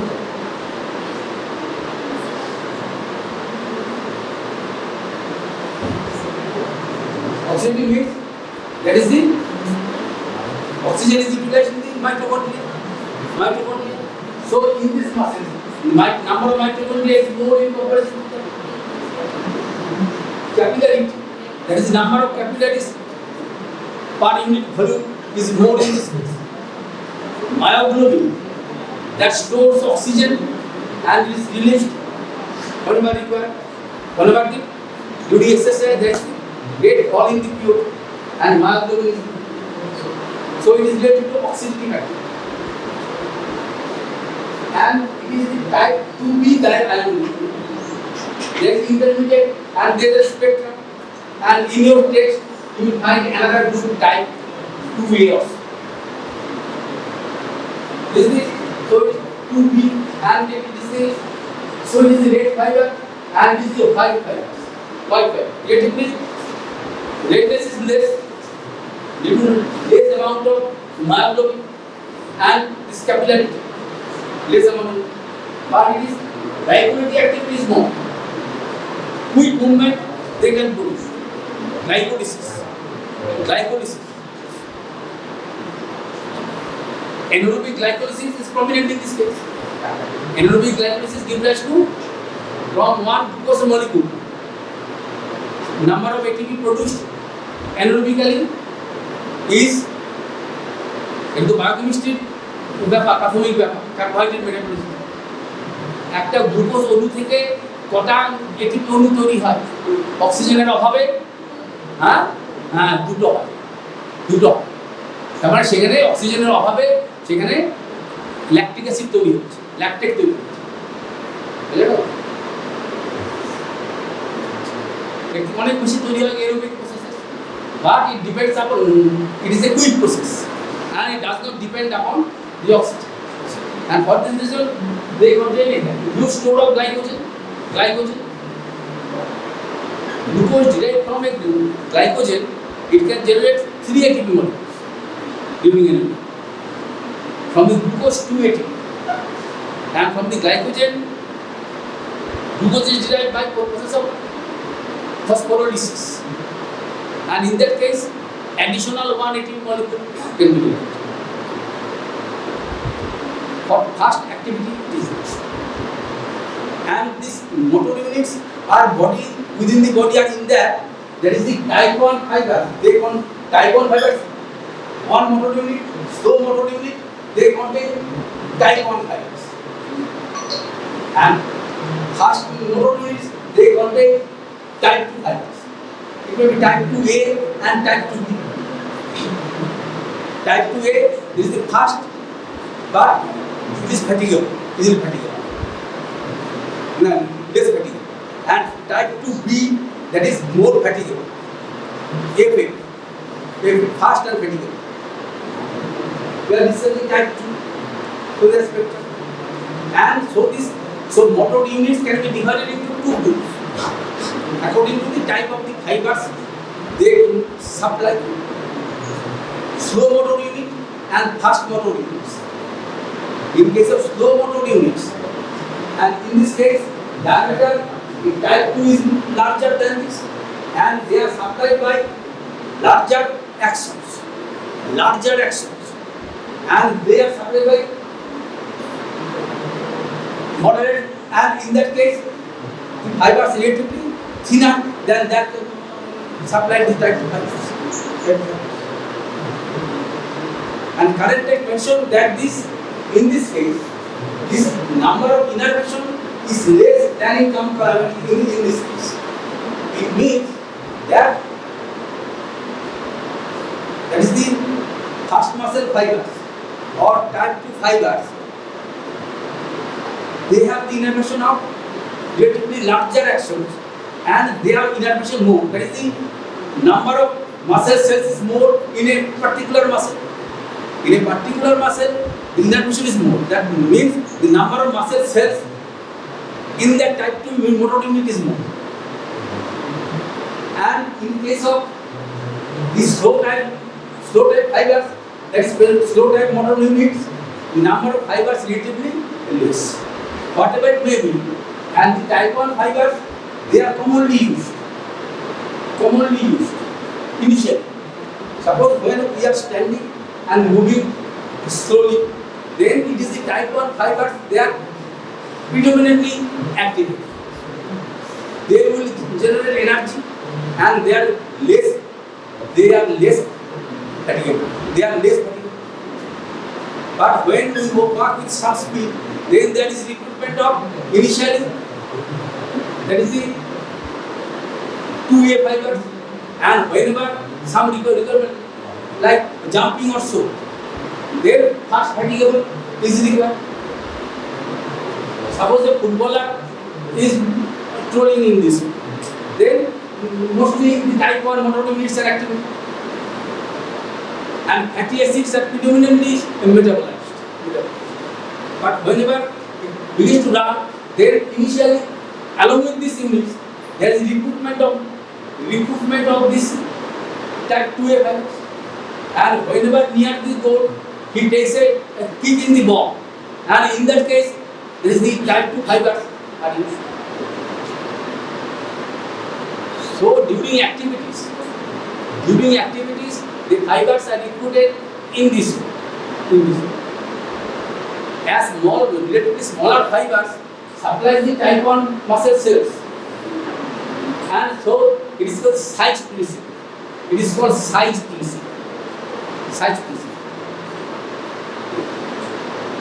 And so whenever a movement is done, and when the movement is done in a short duration, suppose 100-meter run, within 100 meters 10 seconds is the average time, and in that case it is not possible for the oxygen supply to provide ATP in that situation, small. So anaerobic process is essential.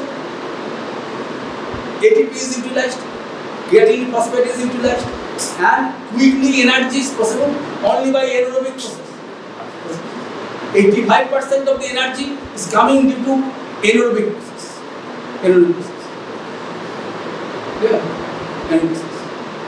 On the other hand, if there is a run that involves 1 hour or so, only 5% of this energy is coming from the anaerobic source. An anaerobic process, and in this case it can generate huge amount of energy, short time, but it cannot be prolonged because the lactate that is produced, it will come out of by the process of diffusion. But if it is prolonged, there is accumulation of lactic acidosis, and then the contraction is not possible for a prolonged period by the process of anaerosis. But for a short duration, 6 times the basal consumption of energy is possible. So in 100-meter dash, 85% of the energy is coming by this anaerobic process. And for this reason, carbohydrate diet is required. এগুলো খুব সহজ জিনিস, অনেক হাসাহাসি করছে, এগুলো বই থেকে তোমরা এগুলো করে নেবে, বুঝতে পেরেছো? And muscles can generate, there is gradation of, it is the last topic. It is we can grade our activity. Grade, suppose I am taking a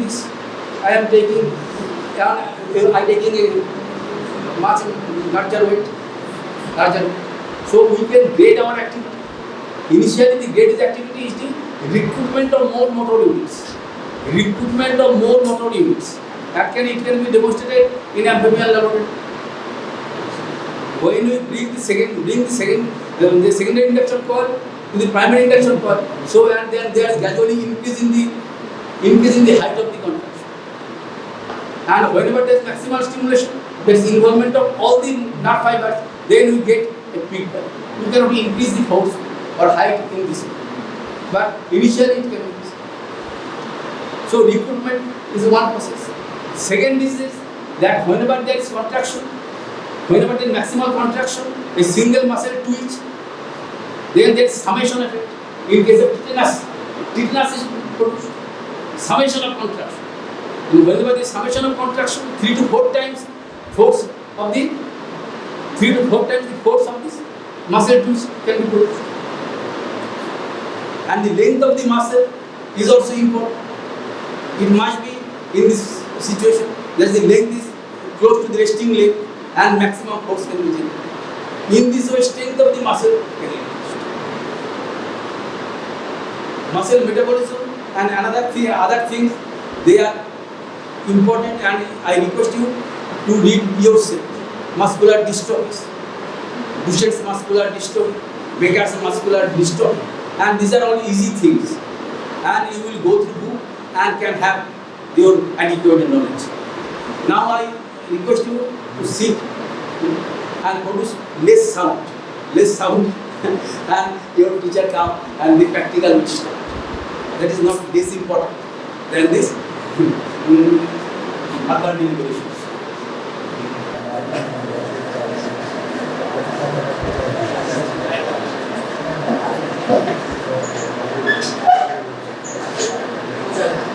You know what is RBC?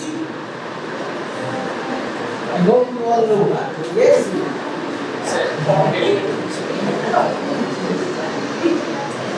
Good.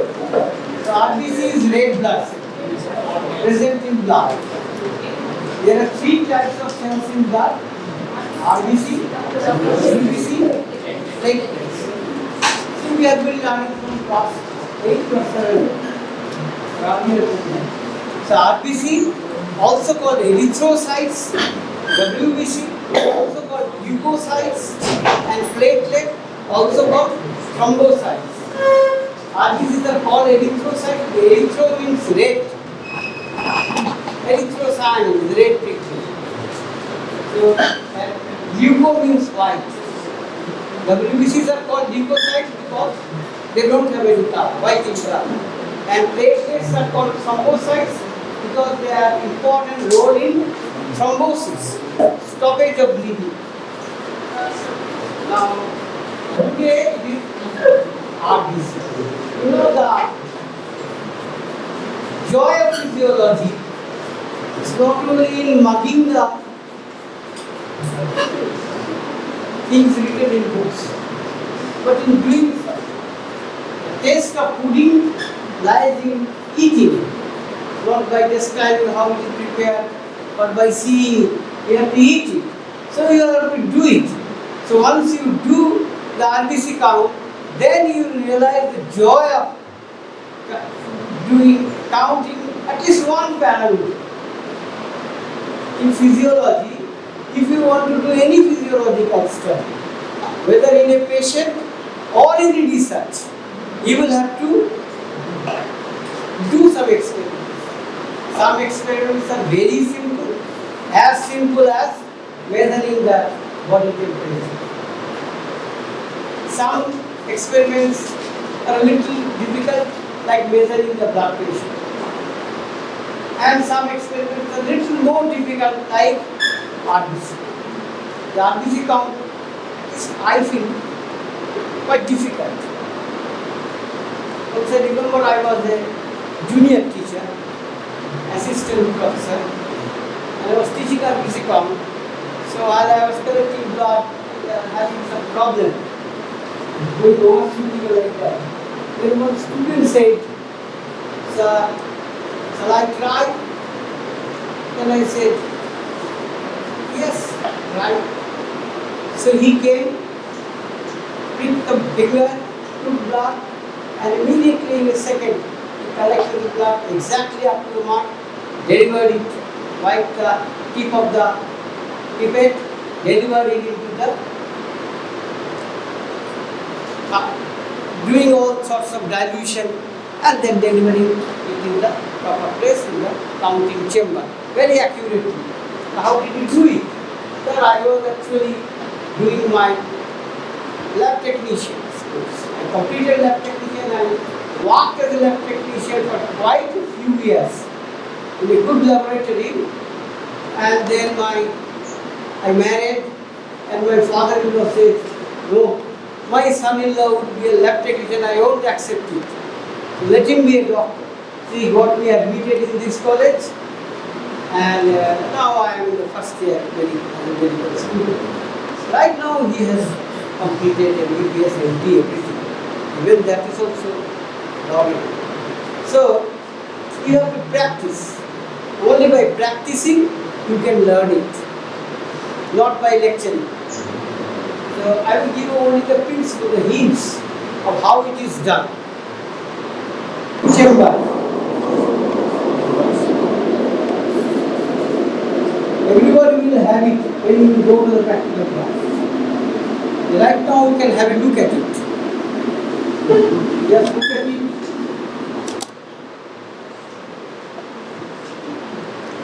And send it to the right side. See two groups.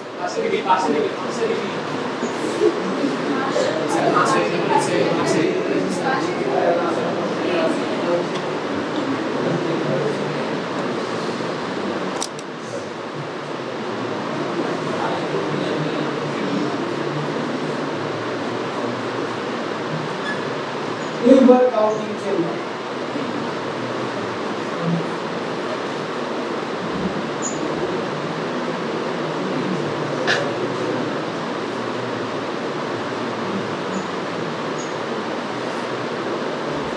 I need to make three diagrams from a picture you will understood. So these portions are elevated and these are grooves. There is one H separate groove, the letter H. H separate groove, two laterals and one central. This is central, two lateral grooves. Separating two platforms. These platforms, the outer two bigger platforms, these are just 1/10 of a millimeter raised above these two platforms. And these two are much higher what? These are grooves. The counting chamber is here. Let us look at one counting chamber.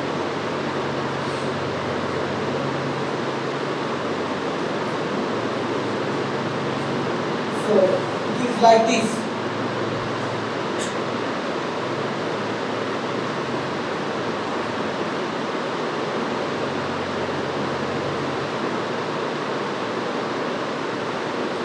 There are 16 like that. 16, 16, 16, 16. Total there are 9 squares. This is also a square. It's like a rectangle by my drawing. So it is also a square. This is 1 millimeter. This is 1 millimeter, this is 1 millimeter. Again, this is 1 millimeter, this is 1 millimeter, this is 1 millimeter. So each square is 1 square millimeter. Then convert the area. Now, when you press the cover C, see this is the cover C. Press it, bigger proportion. So this is the cover C. When you press it like that, it covers this. So the depth between the under surface of the cover C and the upper surface of the squared area, the counting chamber, is 1/10 of a millimeter. So if you add to it, the height of the fluid will be 1/10 of a millimeter. So what is the volume?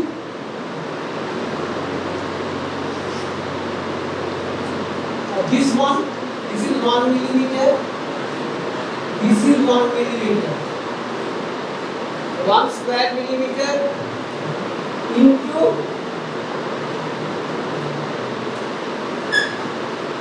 1/10 millimeter.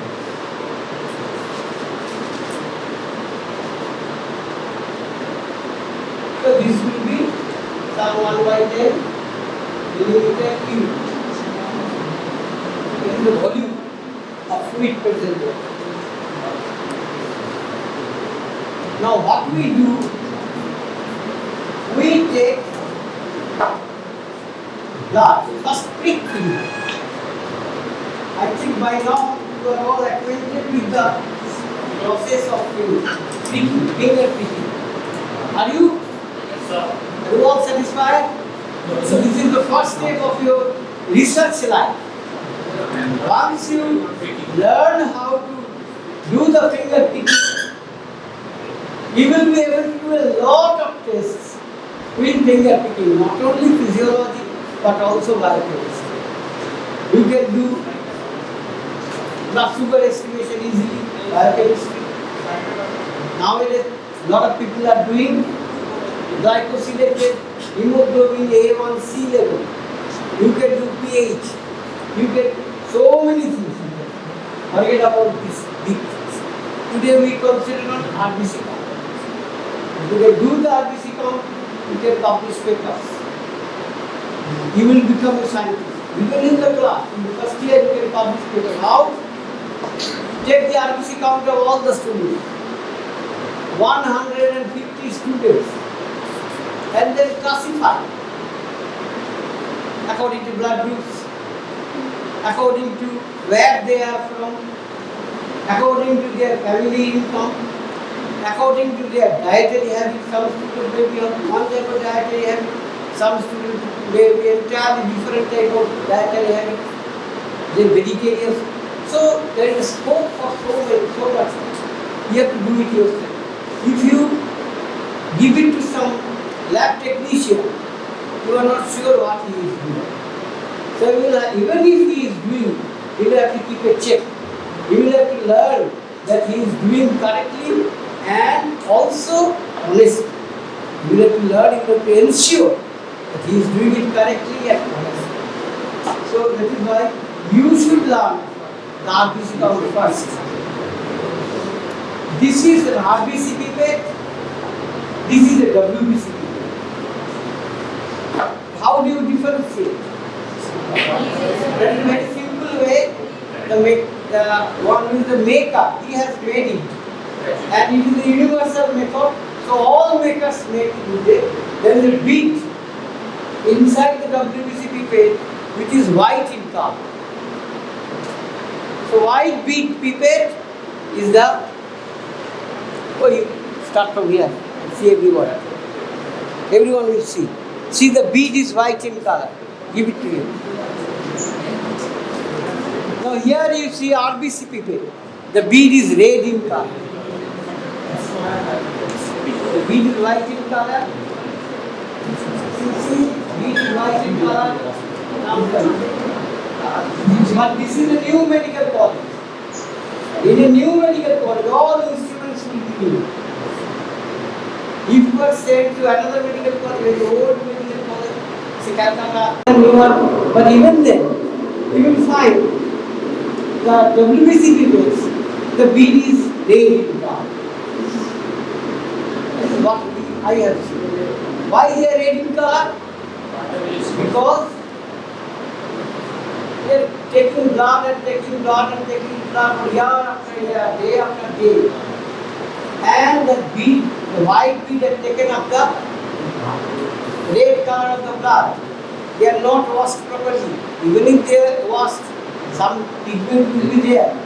So when you are using them, you will find whether it is RBC pipette or WBC pipette, the bead will be red.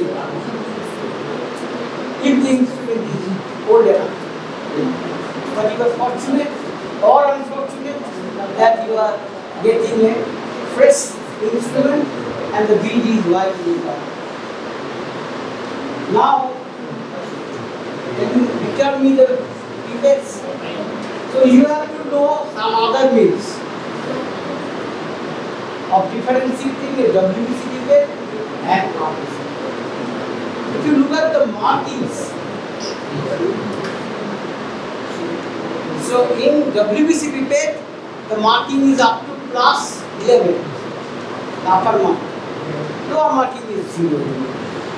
And in RBC pipette, it is not 11, it is 101.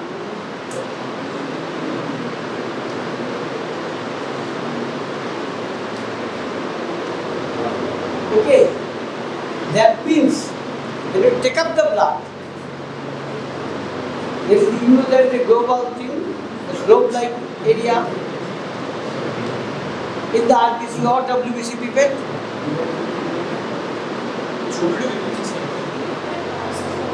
Don't take so much time. Newer counting chamber.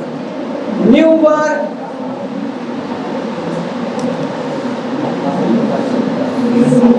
simplified spelling, because older days we used to use this spelling here. A-E-O-E like that. Now what we do, we just say N-E-U-B-E. Not even B-R. B-E-R. Newer counting. So 11 and 101. Marking is 11. So it is 10 times. This is 1 and it is 10 times value. Here it is not. And in case of RBC pipette, the blood is 100 times value.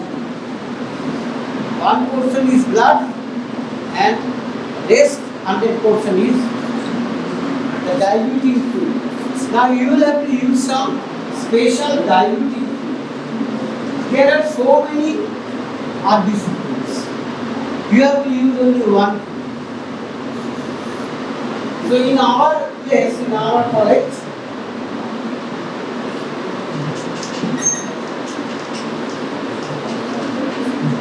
we use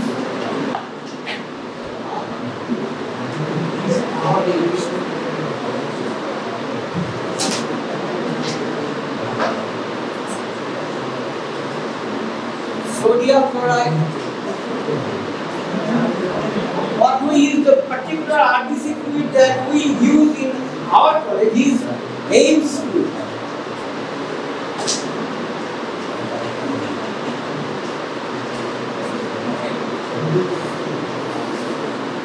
Ames is a scientist who discovered this fluid, invented this fluid, created this fluid. Now what are the ingredients? Take good weigh, a very good weighing machine. Sodium chloride.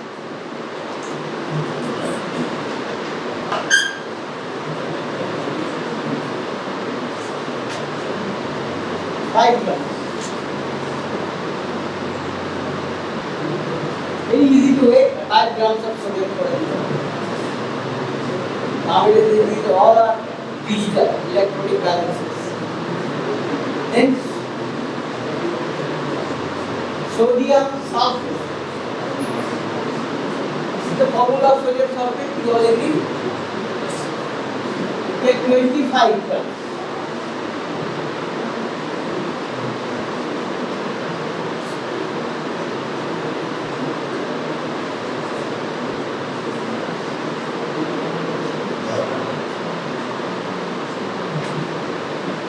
Sodium chloride,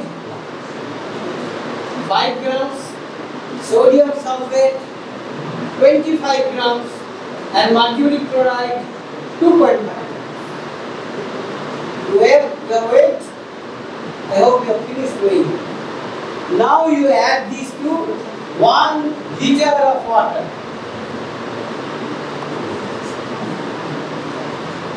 Distilled water.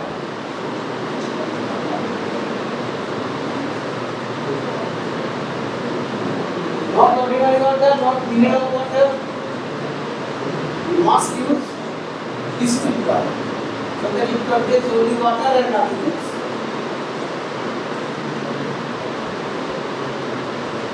So what is the concentration of sodium chloride? Any one person good in maths, in chemistry maths, you are good very well by this student. So, for me, sodium chloride concentration 9/58.5 molecular weight is molecular weight just concentration. What of grams?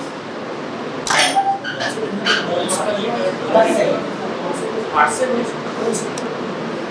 very simple. You can go for that. But right now it is not necessary. You say the percentage, you can always prepare the solution. Yes. If 5 grams in 1 liter, that means 0.5 grams in 100 ml. So 0.5% sodium chloride. What is the sodium chloride concentration? 0.5%. Why percent? We usually mean gram percent unless otherwise specified. Say we will do it milligram percent. There is a otherwise we will always take it as gram percent. Your gram is the standard unit of mass. Sodium sulfate 2.5%. And mercury chloride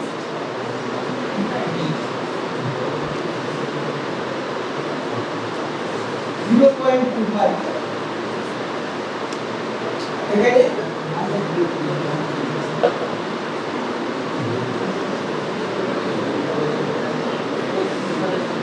You don't need to say percent, it means in 100 ml. So we don't have to mention in 100 ml water. So strength, sodium chloride 0.5%, sodium sulfate 2.5%, and mercury chloride 0.25%. Okay, this much. Now we have prepared these are disc shape, not exactly round. They are pressed round ball and then make it deep in the middle, both sides. So if you make a cross section, you will find it is biconcave. So when you look from above, it is this shape. When you look from the side, the cross section, it is biconcave. That is from this side, it is biconcave. Particularly if you make a cross section, the end of part will be biconcave or dumbbell section.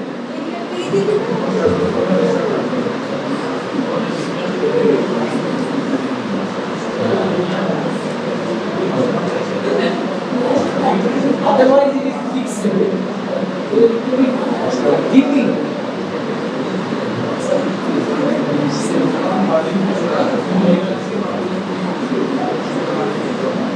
Okay.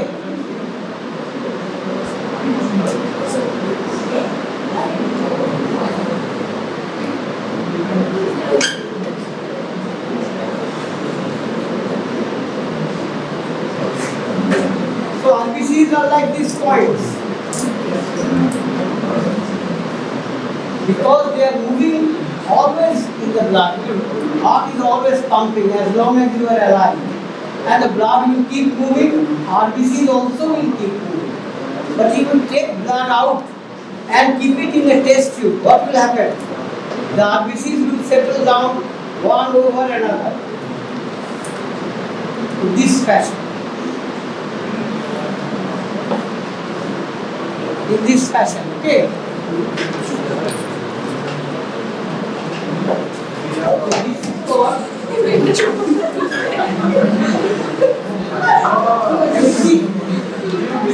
this is settle down out of the body. If the RBCs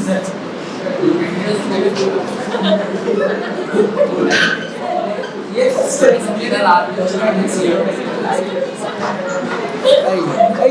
একটুখানি দেখা যাবে বাকিটা ঢাকা থাকে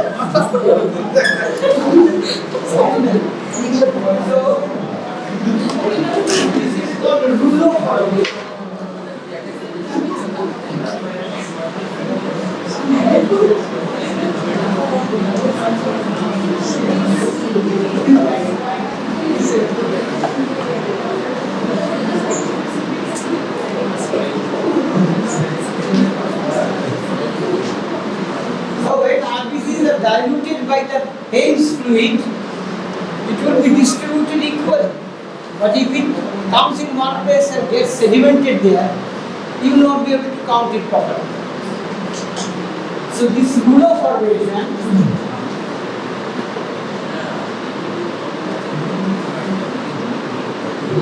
the spelling is a bit difficult. Very often I have seen in the oral examiners ask, what is the spelling of Rulu? R-O-U-L-E-A-U-X.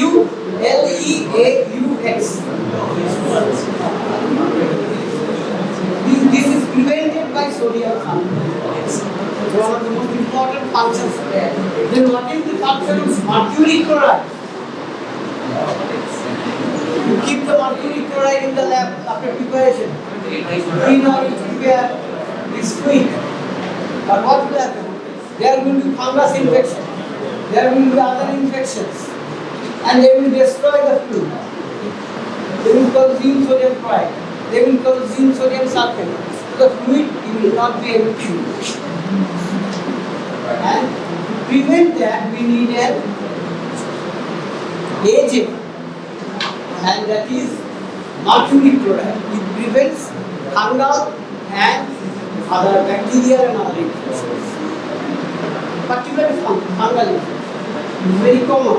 Even if you give water for 7 days, it will undergo fungal infection. So to increase the shelf life, you keep it in the shelf in a bottle, and to increase its shelf life, it will not be destroyed, it will not be wasted by bacterial infection, fungal infection, etc. If you add the mercury, so once you do it, you can keep it for many months, even in room temperature. Don't let it reach. So that is the thing. This is the RBC pipette. You draw blood up to 0.5. Yeah, this is true. Yes. Up to 0.5 or up to 1, and then up to 111 you take up the RBC. 0.5 you can take 1 also. Usually you take 1. Sometimes you have to take more time. So take up. Then we take it in first, and then we will check diluted fluid. Once it comes up to the 1.1 mark, what you will do to keep it in a horizontal position, not in a vertical position. If you use vertical position, it will come out.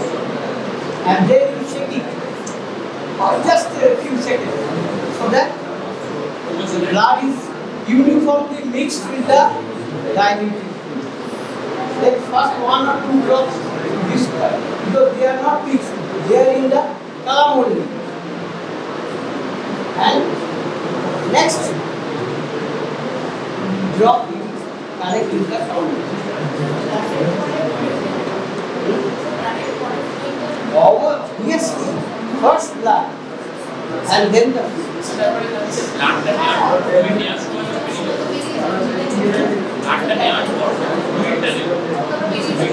আমি train নেব আপনি একটি blood দিচ্ছি আমি এই বাল্বের মধ্যে টেনে নেব হ্যাঁ একটু টেনে সামনে কিন্তু বেশি কালো চলে যায় তোমার মুখে চলে আসবে সামাজিক স্ট্যান্ডিং ব্লাডটা বাড়বে চলে ওইখানে সুন্দর থাকে এটা আমি গল্প করছি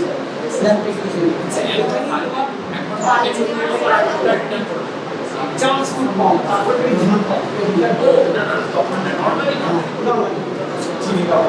কত সম্ভব so this class is over you go to the practical class learn from after do it yourself I mean medium size chamber four corners these are not WBC count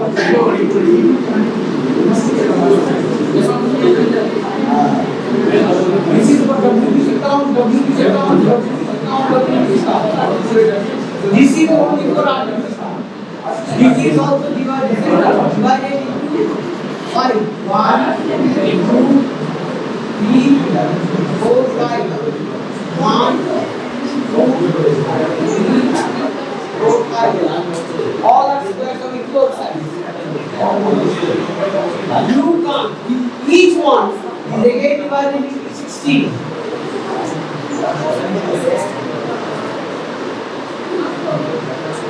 16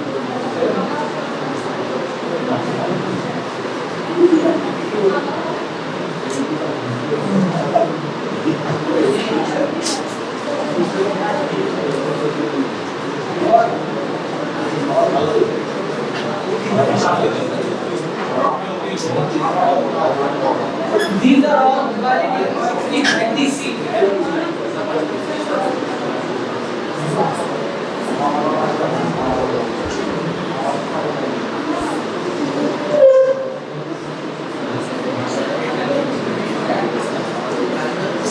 16 these are all divided into 16 each one of these first you look at the low power microscope you look with the low power microscope you will be able to see all the 9 chambers of these only the RBC chamber matters to you distal when you do WBC now next day you will concentrate on others for this we need the high power object high power means 40 times 14 to 10 high is 10 400 times magnification when you do 400 times magnification the low power is 10 into 10 100 times magnification there is another oil immersion objective and which we do the differential count that means 100 into 10 that is 1000 times magnification so this is 16 here 16 here 16 here 16 here 16 here 16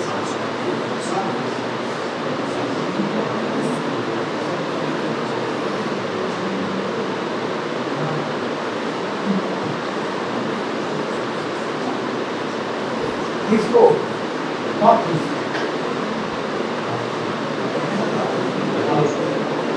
These 5, 4 corners at the center. 4 corner medium square plus the central medium of the middle large square. Of the middle large square. The middle large square is only for RBC count. This has 25 squares, but you will take into consideration only 5. The upper left, upper right, lower left, lower right, and the middle, center. So whatever you get, how much the fluid is diluted inside, and how much the cell count is diluted, magnified. Cell count is magnified. That is not what we find in blood. That is what we find in the diluted blood. And that also only a small portion. You have to find the volume. What volume you have counted.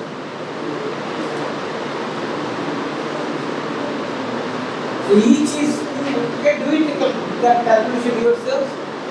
You will, at the end, what you have to do, whatever number in the 5, chambers. In the 5 chambers, 1, 2, 3, 4, 5. Whatever number your RBC is your got, say 500. Multiply by 10,000. So that is the RBC. So you have to, the dilution factor in total is 10,000. Dilution factor actually is 200, but it comes to 10,000. With the volume, what you are not counting in 1 cubic millimeter, but you are counting in 1 by 50. Dilution factor Dilution factor is 200 into 50. The multiplication factor is 10,000. If 500 RBC count करो, तो RBC count होगा 5 million. I will carry for 4 zeros and then 2 zeros, 6 zeros. That means 5 million. So you get 50 kilograms. 200. I have to pay some more tax. Then thing is, this is 1 millimeter. This is 1 millimeter. This is 1 millimeter. So how much is this? It's an area. Yes. 1 millimeter by 1 millimeter. 1 millimeter square. 1 square millimeter.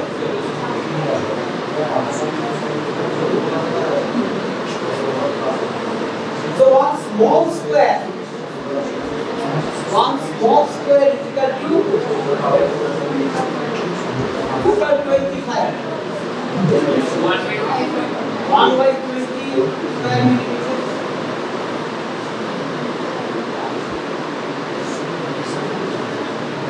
Okay, please help me in this calculation.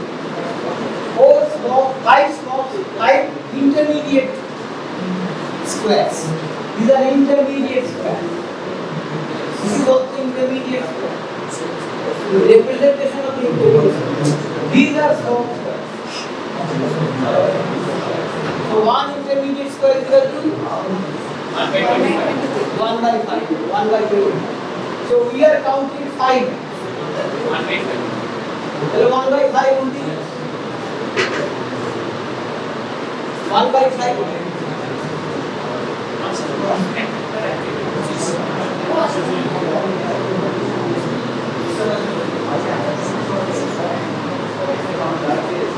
One by 25 or 55. And again 1 by 5. And this is, the depth is 1 by 10. So 1 by 5 into 1 by 10. 1 by 10 is equal to 1 by 50 cubic millimeter. So you have counted cells only in 1 by 50 cubic millimeter volume. You have to count in 1 cubic millimeter. That is how we represent millions per cubic millimeter. So we have to first multiply by 50. Now we have not taken pure blood. We have diluted the blood. How much we have diluted? If we take up to 1, we have diluted it, and then dilute up to 101, we have diluted 100 times. But if we take that up to 0.5, we have diluted 200. So usually we take for simplicity, for ease of our exercise. If we need, if it is a very anemic blood, we have to take 1 milliliter. In that case, the dilution factor will change, will be 100. 50 multiplied by 100. So we are taking 200 times, we are diluting blood 200 times. So whatever you get in 1 by 50 millimeter, cubic millimeter volume, multiply by 200, and then only you will get that RBC count in 1 cubic millimeter of blood, whole blood. Okay? Does it making sense? Yes. It is? Okay.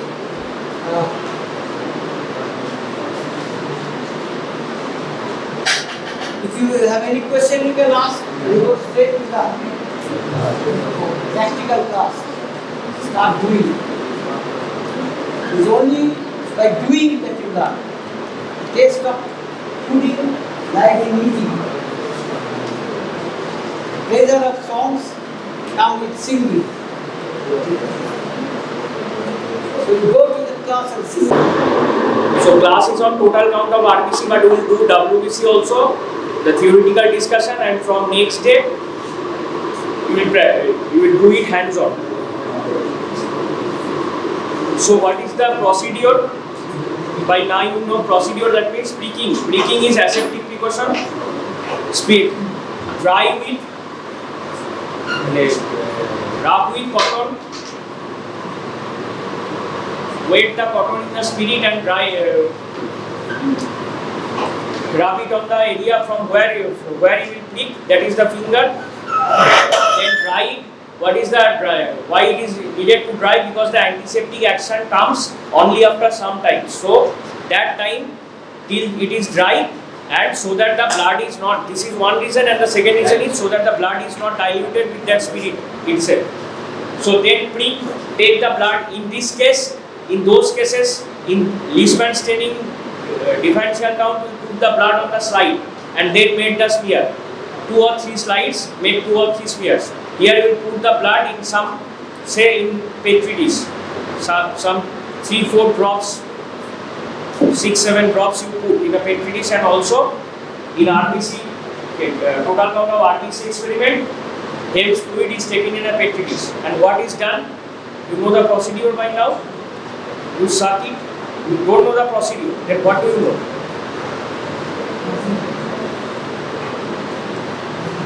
What was the class on just now? In total count of RBC. So procedure is not has not been described. So what has been described? You know about the Nover's chamber? You know about the Nover's chamber? You know about the Nover's chamber? How to identify the RBC pipette and WBC pipette? So tell me, how to identify? So we're saying the weight and white meat already. So just now you did the class. Is this your answer? By seeing the white meat and red meat. So what you fix money after parties for RBC will be 101 and for WBC will be 11. So that is the point. Don't see the color of the bead. Color of the bead, red color will become pale with time. See.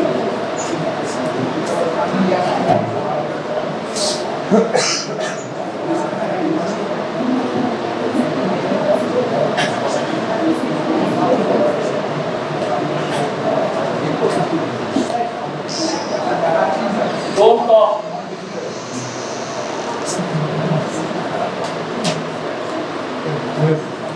I took are here.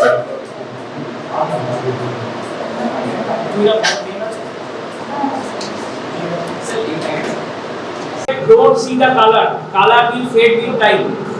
So you see the markings. The part below the bulb is called the stem. Actually, the hole is the stem. In between is the bulb. This is the lower part of the stem. But the lower part of the stem is simply called the stem. So stem has markings 0.5, 1 in the lower part, and in the upper part it has a marking 101 in RBC pipette. What is the difference between pipette and tube? In hemoglobin you have done. Hemoglobin estimation, pipette and tube difference. Don't forget these things. Pipette has both ends open. You suck the blood, it has to be both ends open. Tube has one end open, one end closed. Hemoglobin tube with which you mix the acid and the blood and the distilled acid, blood, distilled water. Hemoglobin experiment was done with N/10 HCl. N/10 HCl up to 2 gram % mark, then add the blood and then going on adding distilled water to match the color. So that is a tube that cannot have both ends open. How will you hold the fluid if it has both ends open? But pipette you suck the blood, that has both ends open. Difference between pipette and tube. In this case, RBC, WBC, pipettes, no tube. So bulb is wider or larger, bulb is smaller. In case of WBC pipettes, the bulb. Have you seen the bulb? This bulb is smaller. Do you know how many times? How many times? It may not be possible to differentiate by seeing that these bulb of the RBC pipette is 10 times larger than the WBC pipette. 10 times. Okay? So explanation of that. So what does these figures designate? This figure, what does this figure designate? 0.51, 101, 0.51, 11.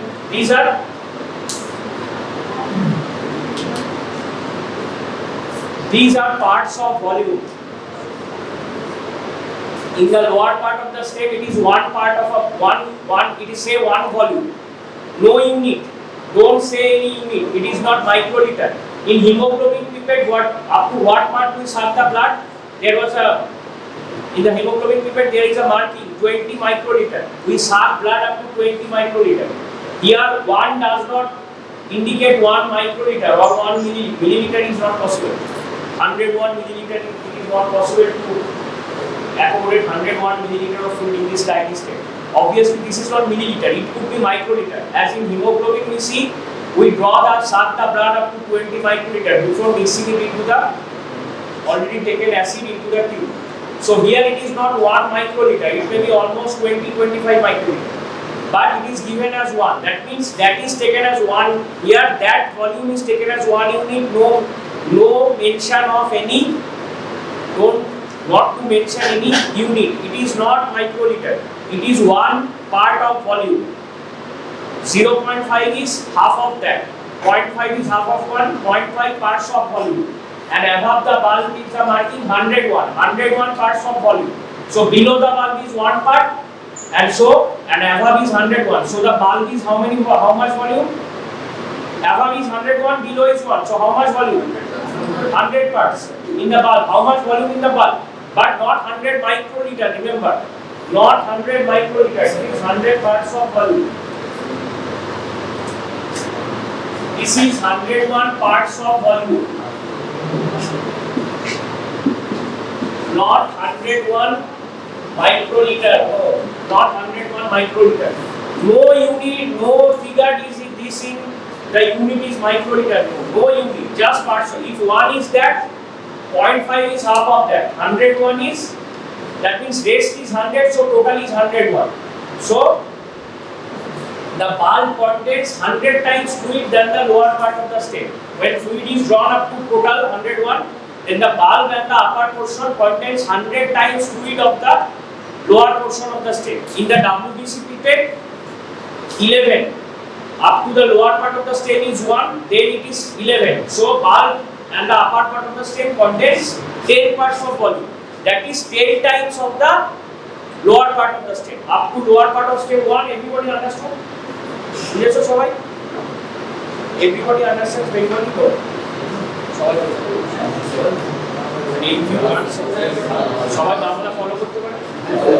The lower part of the stem is 1 part, rest is 10 parts, total is 11. So the bulb contains 10 times of the lower part of the stem. This is clear? Okay? Now see, in the lower part of the stem in both RBC pipette, WBC pipette identical, one part of volume, same amount of fluid. Sir, what is stem? Stem এটা স্টেমটা, এটা বাল্বটা, এটাও stem. আমরা এটাকে বলি ওই marking গুলোকে স্টেমে কি marking 0.51, এই 101টাকে আমরা বাল্বের সাথেই ধরি, ঠিক আছে? বোঝানোর জন্য আমি এক্সপেরিমেন্টাল ক্যালকুলেশনে আমাদের সেভাবে কাজ করছি। তাহলে পুরোটাই স্টেম, এই উপরের দিকটায় বাল্ব আছে। আমরা এইটাকে স্টেম বলছি। যখন আমরা প্রসিডিওরটা বলবো, ব্লাড ফ্লুইডে যে ব্লাড টানবো, ফ্লুইড টানবো, তখন এই নিচে একটু ডিসকার্ড করে দিতে হবে। In the procedure you draw the procedure এখন বলা হয় কি বলছো, procedure what to do in the RBC. We have already taken the blood in a petri dish after aseptic precaution leaking. We have taken blood means here Hem's fluid in case of RBC. In WBC it is called trans fluid. আমরা আসছি। So Hem's fluid এর সাথে আমরা লিখেছিলাম এই composition জানো। তো এই Hem's fluid নিয়েছি। So what happens? Blood is taken up to what mark? 0.5. Okay. So how many parts of not microliter, I am repeating it again and again, not 0.5 parts of volume blood and then fluid is drawn. Blood টা নিলাম তারপর fluid টানছি, পেট্রি ডিশে রাখা আছে, fluid টানছি. So fluid, now what does the fluid immediately do? এই ব্লাডটাকেও ঠেলে বাল্বে পারে, it pushes the blood into the bulb and also some fluid goes into the bulb. Up to what part the total solution is drawn? 101. Ever what happens? Blood is now, after drawing this, blood is not there in the lower part of the stem. That means which we simply call the stem. Up to 1 there is no blood.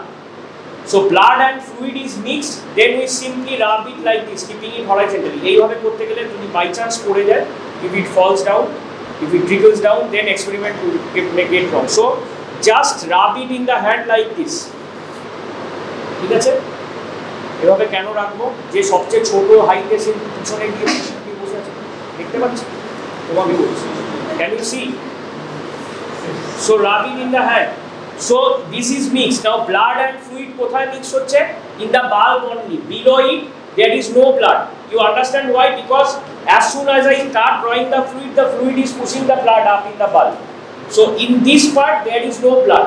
Blood na thakle there will be no cells. If there is no blood there will be no cells there. That is not required in counting. When under the microscope we charge the Nobbers. Charging means putting the blood in the Nobbers chamber. Do you know the Nobbers chamber, how it is drawn, the measurements by now? Yes, 3 mm into 3 mm square, is you know. So when we put it there, there is no point to put this where there is no blood. That part of the solution, it is useless to put it there.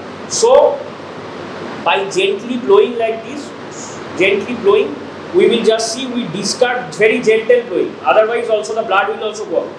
This one part we discard. So total volume of the blood plus fluid is, blood plus hence fluid is 101, but we discard one part because it has no blood. So now total volume is how many parts? 100 parts. Out of that, how many is blood? How much is blood? 0.5. So how much the blood has been diluted? 100 minus. Or how many times the blood has been diluted? Solute. In chemistry we used to dilute solute in solvents. Solute is mixed in solvents. It becomes a solution. So how much? As it to be subtracted, it has to be divided. 100 by 0.5. So the blood has been diluted 200 times. In case of RBC, total count, blood is diluted. Same procedure for WBC. In that case, how many times the blood is diluted? What is the upper marking? 11. So blood and fluid, dark fluid. In that case, I'll write the name just now. Dark fluid is mixed in the bulb. This below step one part is discarded. So there the dilution factor TC of RBC is 101 minus 1 by 0.5 is equal to 200. Right? Just now we discussed this. Why we subtract this one? There is no blood in that. Dilution factor in total count of WBC. 11 minus 1 by 0.5 is 20. Right? Do you understand this? Again in WBC same thing. We draw it up to 11. Blood and fluid is mixed in the bulb only. Below the bulb is one part, only fluid that has no role in counting of cells. That is discarded, so the one is subtracted. Now just now before that we mentioned RBC bulb of WBC pipette. RBC pipette is 10 times larger than WBC pipette. This also you can explain by now. Very easy to explain now. Because the steps are identical. এটাই বলতে গেছিলাম এই question what is the step. So steps are identical. Lower part of the step 0.51, 0.51, same volume. This bulb is 100 times of 1. This bulb is 10 times of 1. So this RBC pipette bulb is 10 times. 100 divided by 10 of this WBC pipette bulb. This bulb is 100 parts of volume. This bulb was 10 parts of volume. Not microliter, parts of volume. 100 parts of volume is 10 times of 10 parts of volume. So the bulb is larger in size by 10 times. RBC pipette bulb is larger in size by 10 times. And identification of pipette, first point is markings, 0.51, 101 in case of RBC pipette, 0.51, 11 in case of WBC pipette. Second point is size of the bulb. Red color bead, white color bead. Red color bead will become whitish, pale whitish after 2-3 years. Okay. So that is not a point. That may be a last point, don't mention that point. You have understood how much the blood is diluted, that is the dilution factor which will require in final calculation.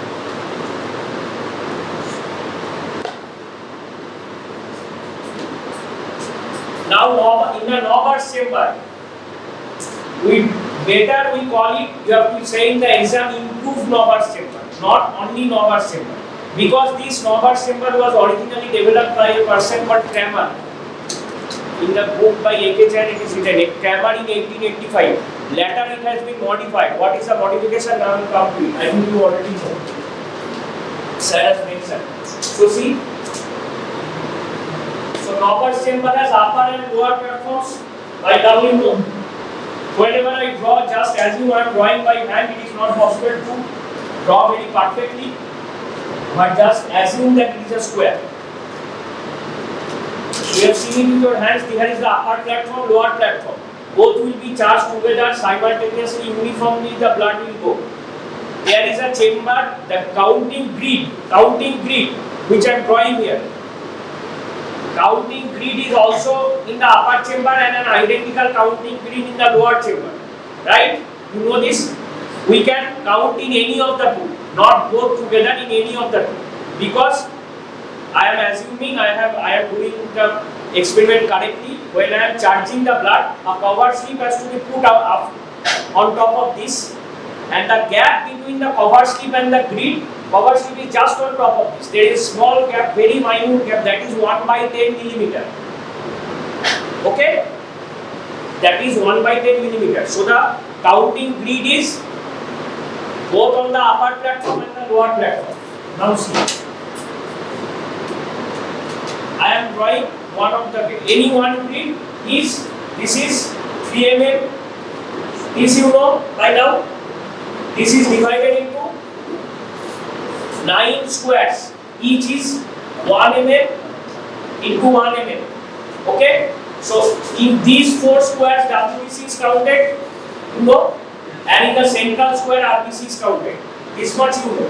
And counting of RBCs you also know. This square now I am drawing it here like this. So this is how much? 1 mm. What 20? 25 small boxes. Yes, it will be divided into 25. Each measuring 1/5 mm into 1/5 mm. Okay. So these 25 squares are called medium RBC squares. This is the central large RBC square of the Nober's counting grid, improved Nober's. Why this is called improved Nober's chamber? Because in the original one developed by Kramer, this was 4:4, not 5:5. That is the improvement. Because RBCs are numerous in number, the more space I can allow it to disperse.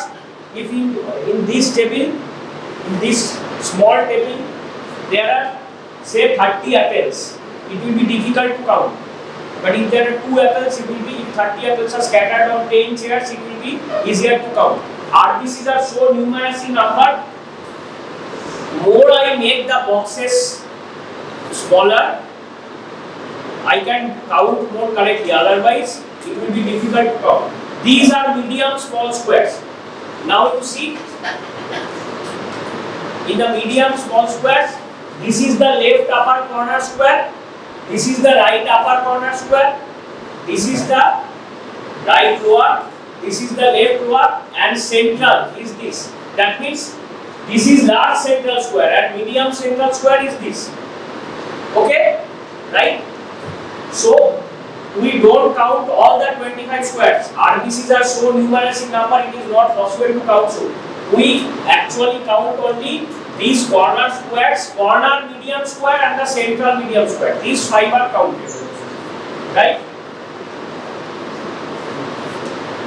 Now, WBC square. The theory we will do together, it will be easier to understand. WBC square. How it is divided? 4 into 4. So this total is 1 mm, this one 1 mm. So each one is 1 by 4 mm, and never write in fractions. It will be difficult to calculate. Hey, never write in decimals. 0.25 is correct, but now doing the calculation in decimals is more complex. It is easier to do it in fractions. 1 by 4 into 1 by 4 is 1 by 16. So this is the large WBC square. These are the large WBC square and these are the small WBC squares. Here there are two simple divisions, large square, small square, WBC. 4 corner squares of the Nover's counting grid for counting WBC, and there each of the 4 is divided into 16 smaller squares, large WBC square, small WBC square, no medium WBC square. But here why medium RBC square? Because each of these is again divided into 4 into 4, 16. And this is a small, this is each of these. So each of this is 1/4 into 1/4. Sorry, 1 by 5 into 1 by 5, right? 1 by 5. Each of these is divided into 4 into 4. So the small, that is the smallest RBC square. Large RBC square, then medium RBC square, small RBC. Small RBC square is the smallest RBC square. What is the measurement? 1 by 20 into 1 by 20. Right? Smallest RBC square is 1 by 20, 1 by 20. Now during WBC counting, it is simple. You count this square, 16 squares, and the whole WBC square you get. And WBCs are so less in number compared to RBCs. RBCs are so numerous, WBCs, even you can count the whole thing together, there will be no double counting. Okay? Double counting when RBCs, a maximum, এখানে হলো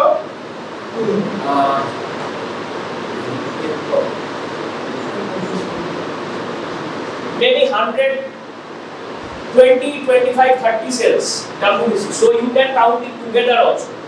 And if there is difficulty, still you count this square, this square, this square, this square, and take the whole square.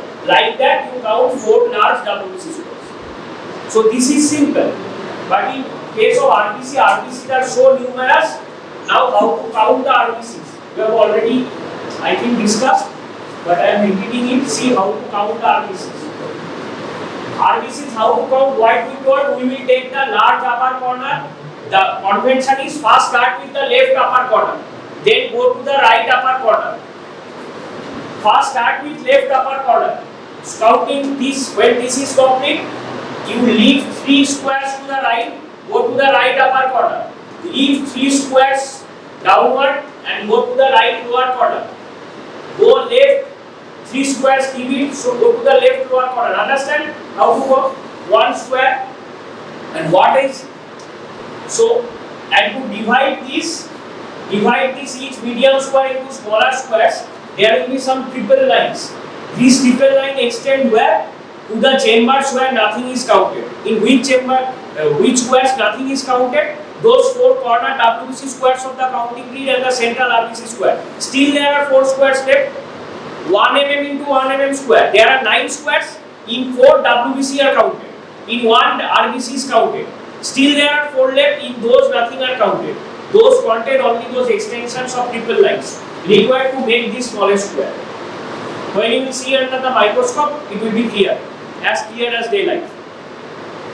So you see in the left upper square of the central RBC.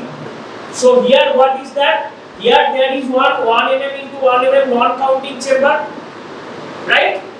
Totalটার কথা চিন্তা করো, এইটা central RBC square 1 mm into 1 mm. So here there is 1 mm into 1 mm where nothing is counted. Similarly, here there is one. In below there is one, and above there is one, where nothing is counted. And these four other ones are WBC, right? Everybody understood? This is the most difficult topic in hematology practical. Rest were easy. Just you have to do it correctly. Hands on, you have to practice and do it correctly. Blood never stain kora. These have to do it correctly. But this is, there is something to understand. This is the central square of the total Nobbers counting grid. So above this area, this is the 3 mm into 3 mm. So this is the RBC square. These are the WBC ones. Here nothing is counted. Right? So above this is, there is a square where nothing is counted. On the left side is a similar square where nothing is counted, but the right side is there, on the lower side is there. And rest are WBCs. Okay? So what will happen? Here there will be on a triple lines. Those are making the C. Smaller squares will be made up by some lines. These will extend here in the squares where nothing is counted. So how to identify the left upper square? Left upper medium sized square. On the upper side and on the left side, there will be blank chambers. And on the other two sides, there will be similar RBC squares. For the right upper square, on the right side and on the upper side, there will be blank chambers. And here, on the other side, there will be similar RBC squares. For this one, on the right side and the lower side, blank chamber. For this one, on the left side and the lower side, blank chamber. Right? And for the central one, similar RBC squares all around. And how to go from the left upper to right upper? Just leave 3 squares right. From right upper to right lower, last go 3 squares downward. Right lower to left lower, 3 squares left. Left lower to central, 2 to the 2 above and 2 right. Right? Left lower থেকে central এ যাচ্ছে 2 above and 2 right. This is how to identify the squares during counting. Now the counting itself. Say this is one, this is the left upper square. Each counting of each RBC square.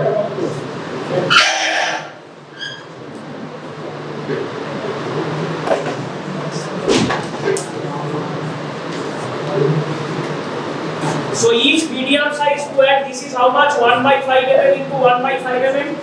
Just listen. As soon as you listen, 1 by 5 mm into 1. This is smaller squares. 4 into 4, 16, smaller RBC square. How to count this? You cannot count it together because like WBC you can count it together, large square. But here you cannot count the medium squares together, it is very difficult because RBC is a numeracy number. First you count this one smallest square. And for the margin, if you see if you count the cells on the margin, cells are also on the margins. If you count it together, during counting the second square, you will take this margin again and the cells will be double counted. You understand this? If you count it all the margins of the first square together, during counting the second square, the common margin, it can be counted double. There will be a mistake. So what we do? We follow the rule of L. Just now you were telling somebody you have learned the rule of L. L rule is you count only this and this, looks like an L. And this, inside this you count the left margin and the lower margin.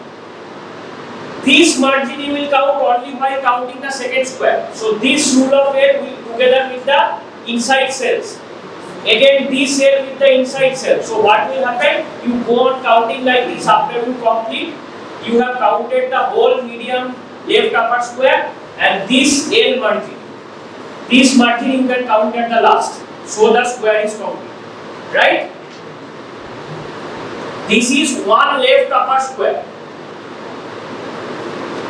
Okay? Similarly, you count the right upper square, then right lower, left lower and central. 16 smallest square you have to count in every medium square.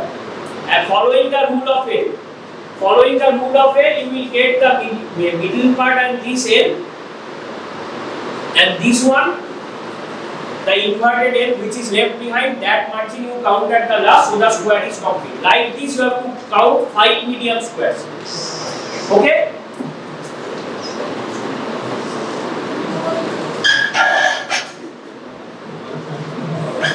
Now say calculation is done like this.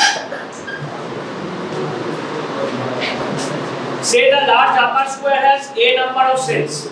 That will be some number, 30 cells, 50 cells, 100 cells, like this. Left upper, B number of cells in right upper, C number of cells in right lower, left lower and central. So what are these right lower, left lower squares? Medium squares. Medium squares? Don't talk, listen. Medium squares, and this addition of this is the total number of cells I have counted. Now if there is uniform distribution, the blood plus fluid, that solution, that volume of the solution, volume of the blood in which our cells are counted, that will be equal to the volume of the squares. So what is the volume of the squares where we have counted the cell? What is the volume of 5 medium sized squares? You can tell. That is the calculation. What is the volume? Just tell the process. I know that you can calculate. Simple arithmetic. So 1 medium sized square is 1 by 5 into 1 by 5 is the area, millimeter square. And what is the height? That gap between the cover slip and the Roberts counting grid, 1 by 10. So this is the volume of 1 medium sized square. So volume of, I have counted in 5 squares. Right? Total volume of the 5 squares in which I have counted is this. Those squares contain that amount of blood. That means I have counted cells in this amount of blood. Blood means not blood, sorry. Blood plus H fluid. That means diluted blood. Diluted blood. And these all are in millimeter. This line means this volume of diluted blood contains n number of RBCs. This is how to calculate. So this is 1 by 50. So 1 millimeter cube of diluted blood contains 50 N. Do you understand this part? That volume of diluted blood, বুঝতে পারছো না? পেরেছো বুঝতে? যে square volume is equal to blood volume. Blood has been uniformly distributed. I have charged the blood under the cover slip. Don't do that. তোমাকে বলছি তেল খাচ্ছ না? Counted how many medium squares? বলো, যে বুঝতে পারছো না সবাই নিজে নিজে মনে মনে বলো। কটা মিডিয়াম স্কয়ার কাউন্ট করেছি ভাবো। How many medium squares? 5. What is the volume of 1 medium square? Length 1 by 5, breadth 1 by 5. This height is gap between the medium square volume. Actually bloodটা কোথায় আছে? Above the square, below the cover slip. ওইটাই হাইটটা between the cover slip and the counting grid, that is 1 by 10. So volume of that blood is 1 by 5 into 1 by in 1 volume of blood in 1 blood not volume of solution. Solution I have charged blood plus H fluid in 1 medium square. কতটা? 1 by 5 into 1 by 5 into 1 by 10 millimeter cube. How many such squares I have counted? 5. So volume of blood in those 5 squares is 5 into 1 by 5 into 1 by 5 into 1 by 10. That is 1 by 50. This volume of solution, 1 by 50 millimeter cube of solution is diluted blood, contains n number of RBCs. So 1 millimeter cube of diluted blood contains n divided by 1 by 50 n number of RBCs. Now understand? ঠিক আছে? But this is diluted blood. How many times diluted? 200 times. So 1 millimeter cube of undiluted blood contains 50 N into 200 is equal to 10,000 N. Now you at the last you put put the N and you get the figure. 1 millimeter cube of blood, that is undiluted blood, normal blood of the human body. 1 millimeter cube of blood, this is total count of RBC, right?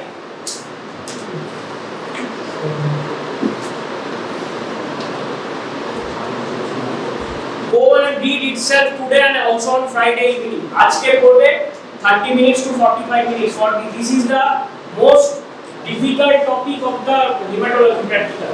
না বুঝে ওই ল্যাবে চলে গেলে কোনো লাভ নেই, দাঁড়াও class শেষ হয়নি। In case of WBC it is much easier. এটা 5 মিনিট বলতে লেগেছে, এটা 1 মিনিট লাগবে। কটা এটা কি স্কয়ার WBC small না large 1 mm into 1 mm এই পুরোটা গুনেছি, যদি গুনতে অসুবিধা হয় if there is difficulty I count square small square by small square. So what is the volume, counting volume of WBC in case how many squares I have counted? Large squares 4. Volume of each square is 1 into 1 into volume of each large WBC square 1 into 1 is 2. What is the height? 1 by 10. Now how many such squares I have counted? 4. In these similar to RBCs, in this volume of diluted blood, diluted blood, there are n number of WBCs. একই ভাবে ABCD চারটে করব n. So this is 2 by 5. So 1 millimeter cube of diluted blood contains n divided, this is 2 by 5, 4 by 10 is 2 by 5. So 1 millimeter cube will contain 5n by 2 and our so 1 millimeter cube of diluted blood, তাহলে undiluted blood normal blood কি হবে 5n by 2 into dilution factor কত WBC এর 20. So this is 50n. This is the calculation for WBC. Now last two lines, one is starch fluid composition written in the book. কি কি থাকে? glacial acetic acid, gentian violet, distilled water. Hemp fluid, what is there in hemp fluid? Sodium sulfate, sodium chloride, mercury chloride and distilled water. Sodium sulfate prevents rouleau formation, that means clumping of RBCs will be prevented by sodium sulfate. Sodium chloride maintains isotonicity. Mercury chloride acts as antibacterial, antifungal, nothing to write, সব বইতে লেখা আছে। And distilled water to make the solution. এখানে কি glacial acetic acid, gentian violet. Glacial acetic acid lyses the RBCs and the membrane of WBCs. যে WBC count করব, that membrane is also lysis is done by W. We don't need the membranes. Nucleus is left behind. Gentian violet stains the nucleus. ঠিক আছে? So gentian, and we count, when we are counting we are seeing that WBCs, RBCs has been destroyed by glacial acetic acid. Membrane of WBC has been destroyed. Only we are counting the nuclei and getting the count of WBCs. That is nuclei is stained by gentian violet. In differential count it is stained by Leishman stain, here by gentian violet. And rest solution by distilled water. This is about starch fluid. Hemp fluid composition, starch fluid composition will be asked in the exam. And final words. This here, what is the term 50n? Ask to 50n. তাহলে আমরা theoretically this is not for telling the examiner. Back calculation.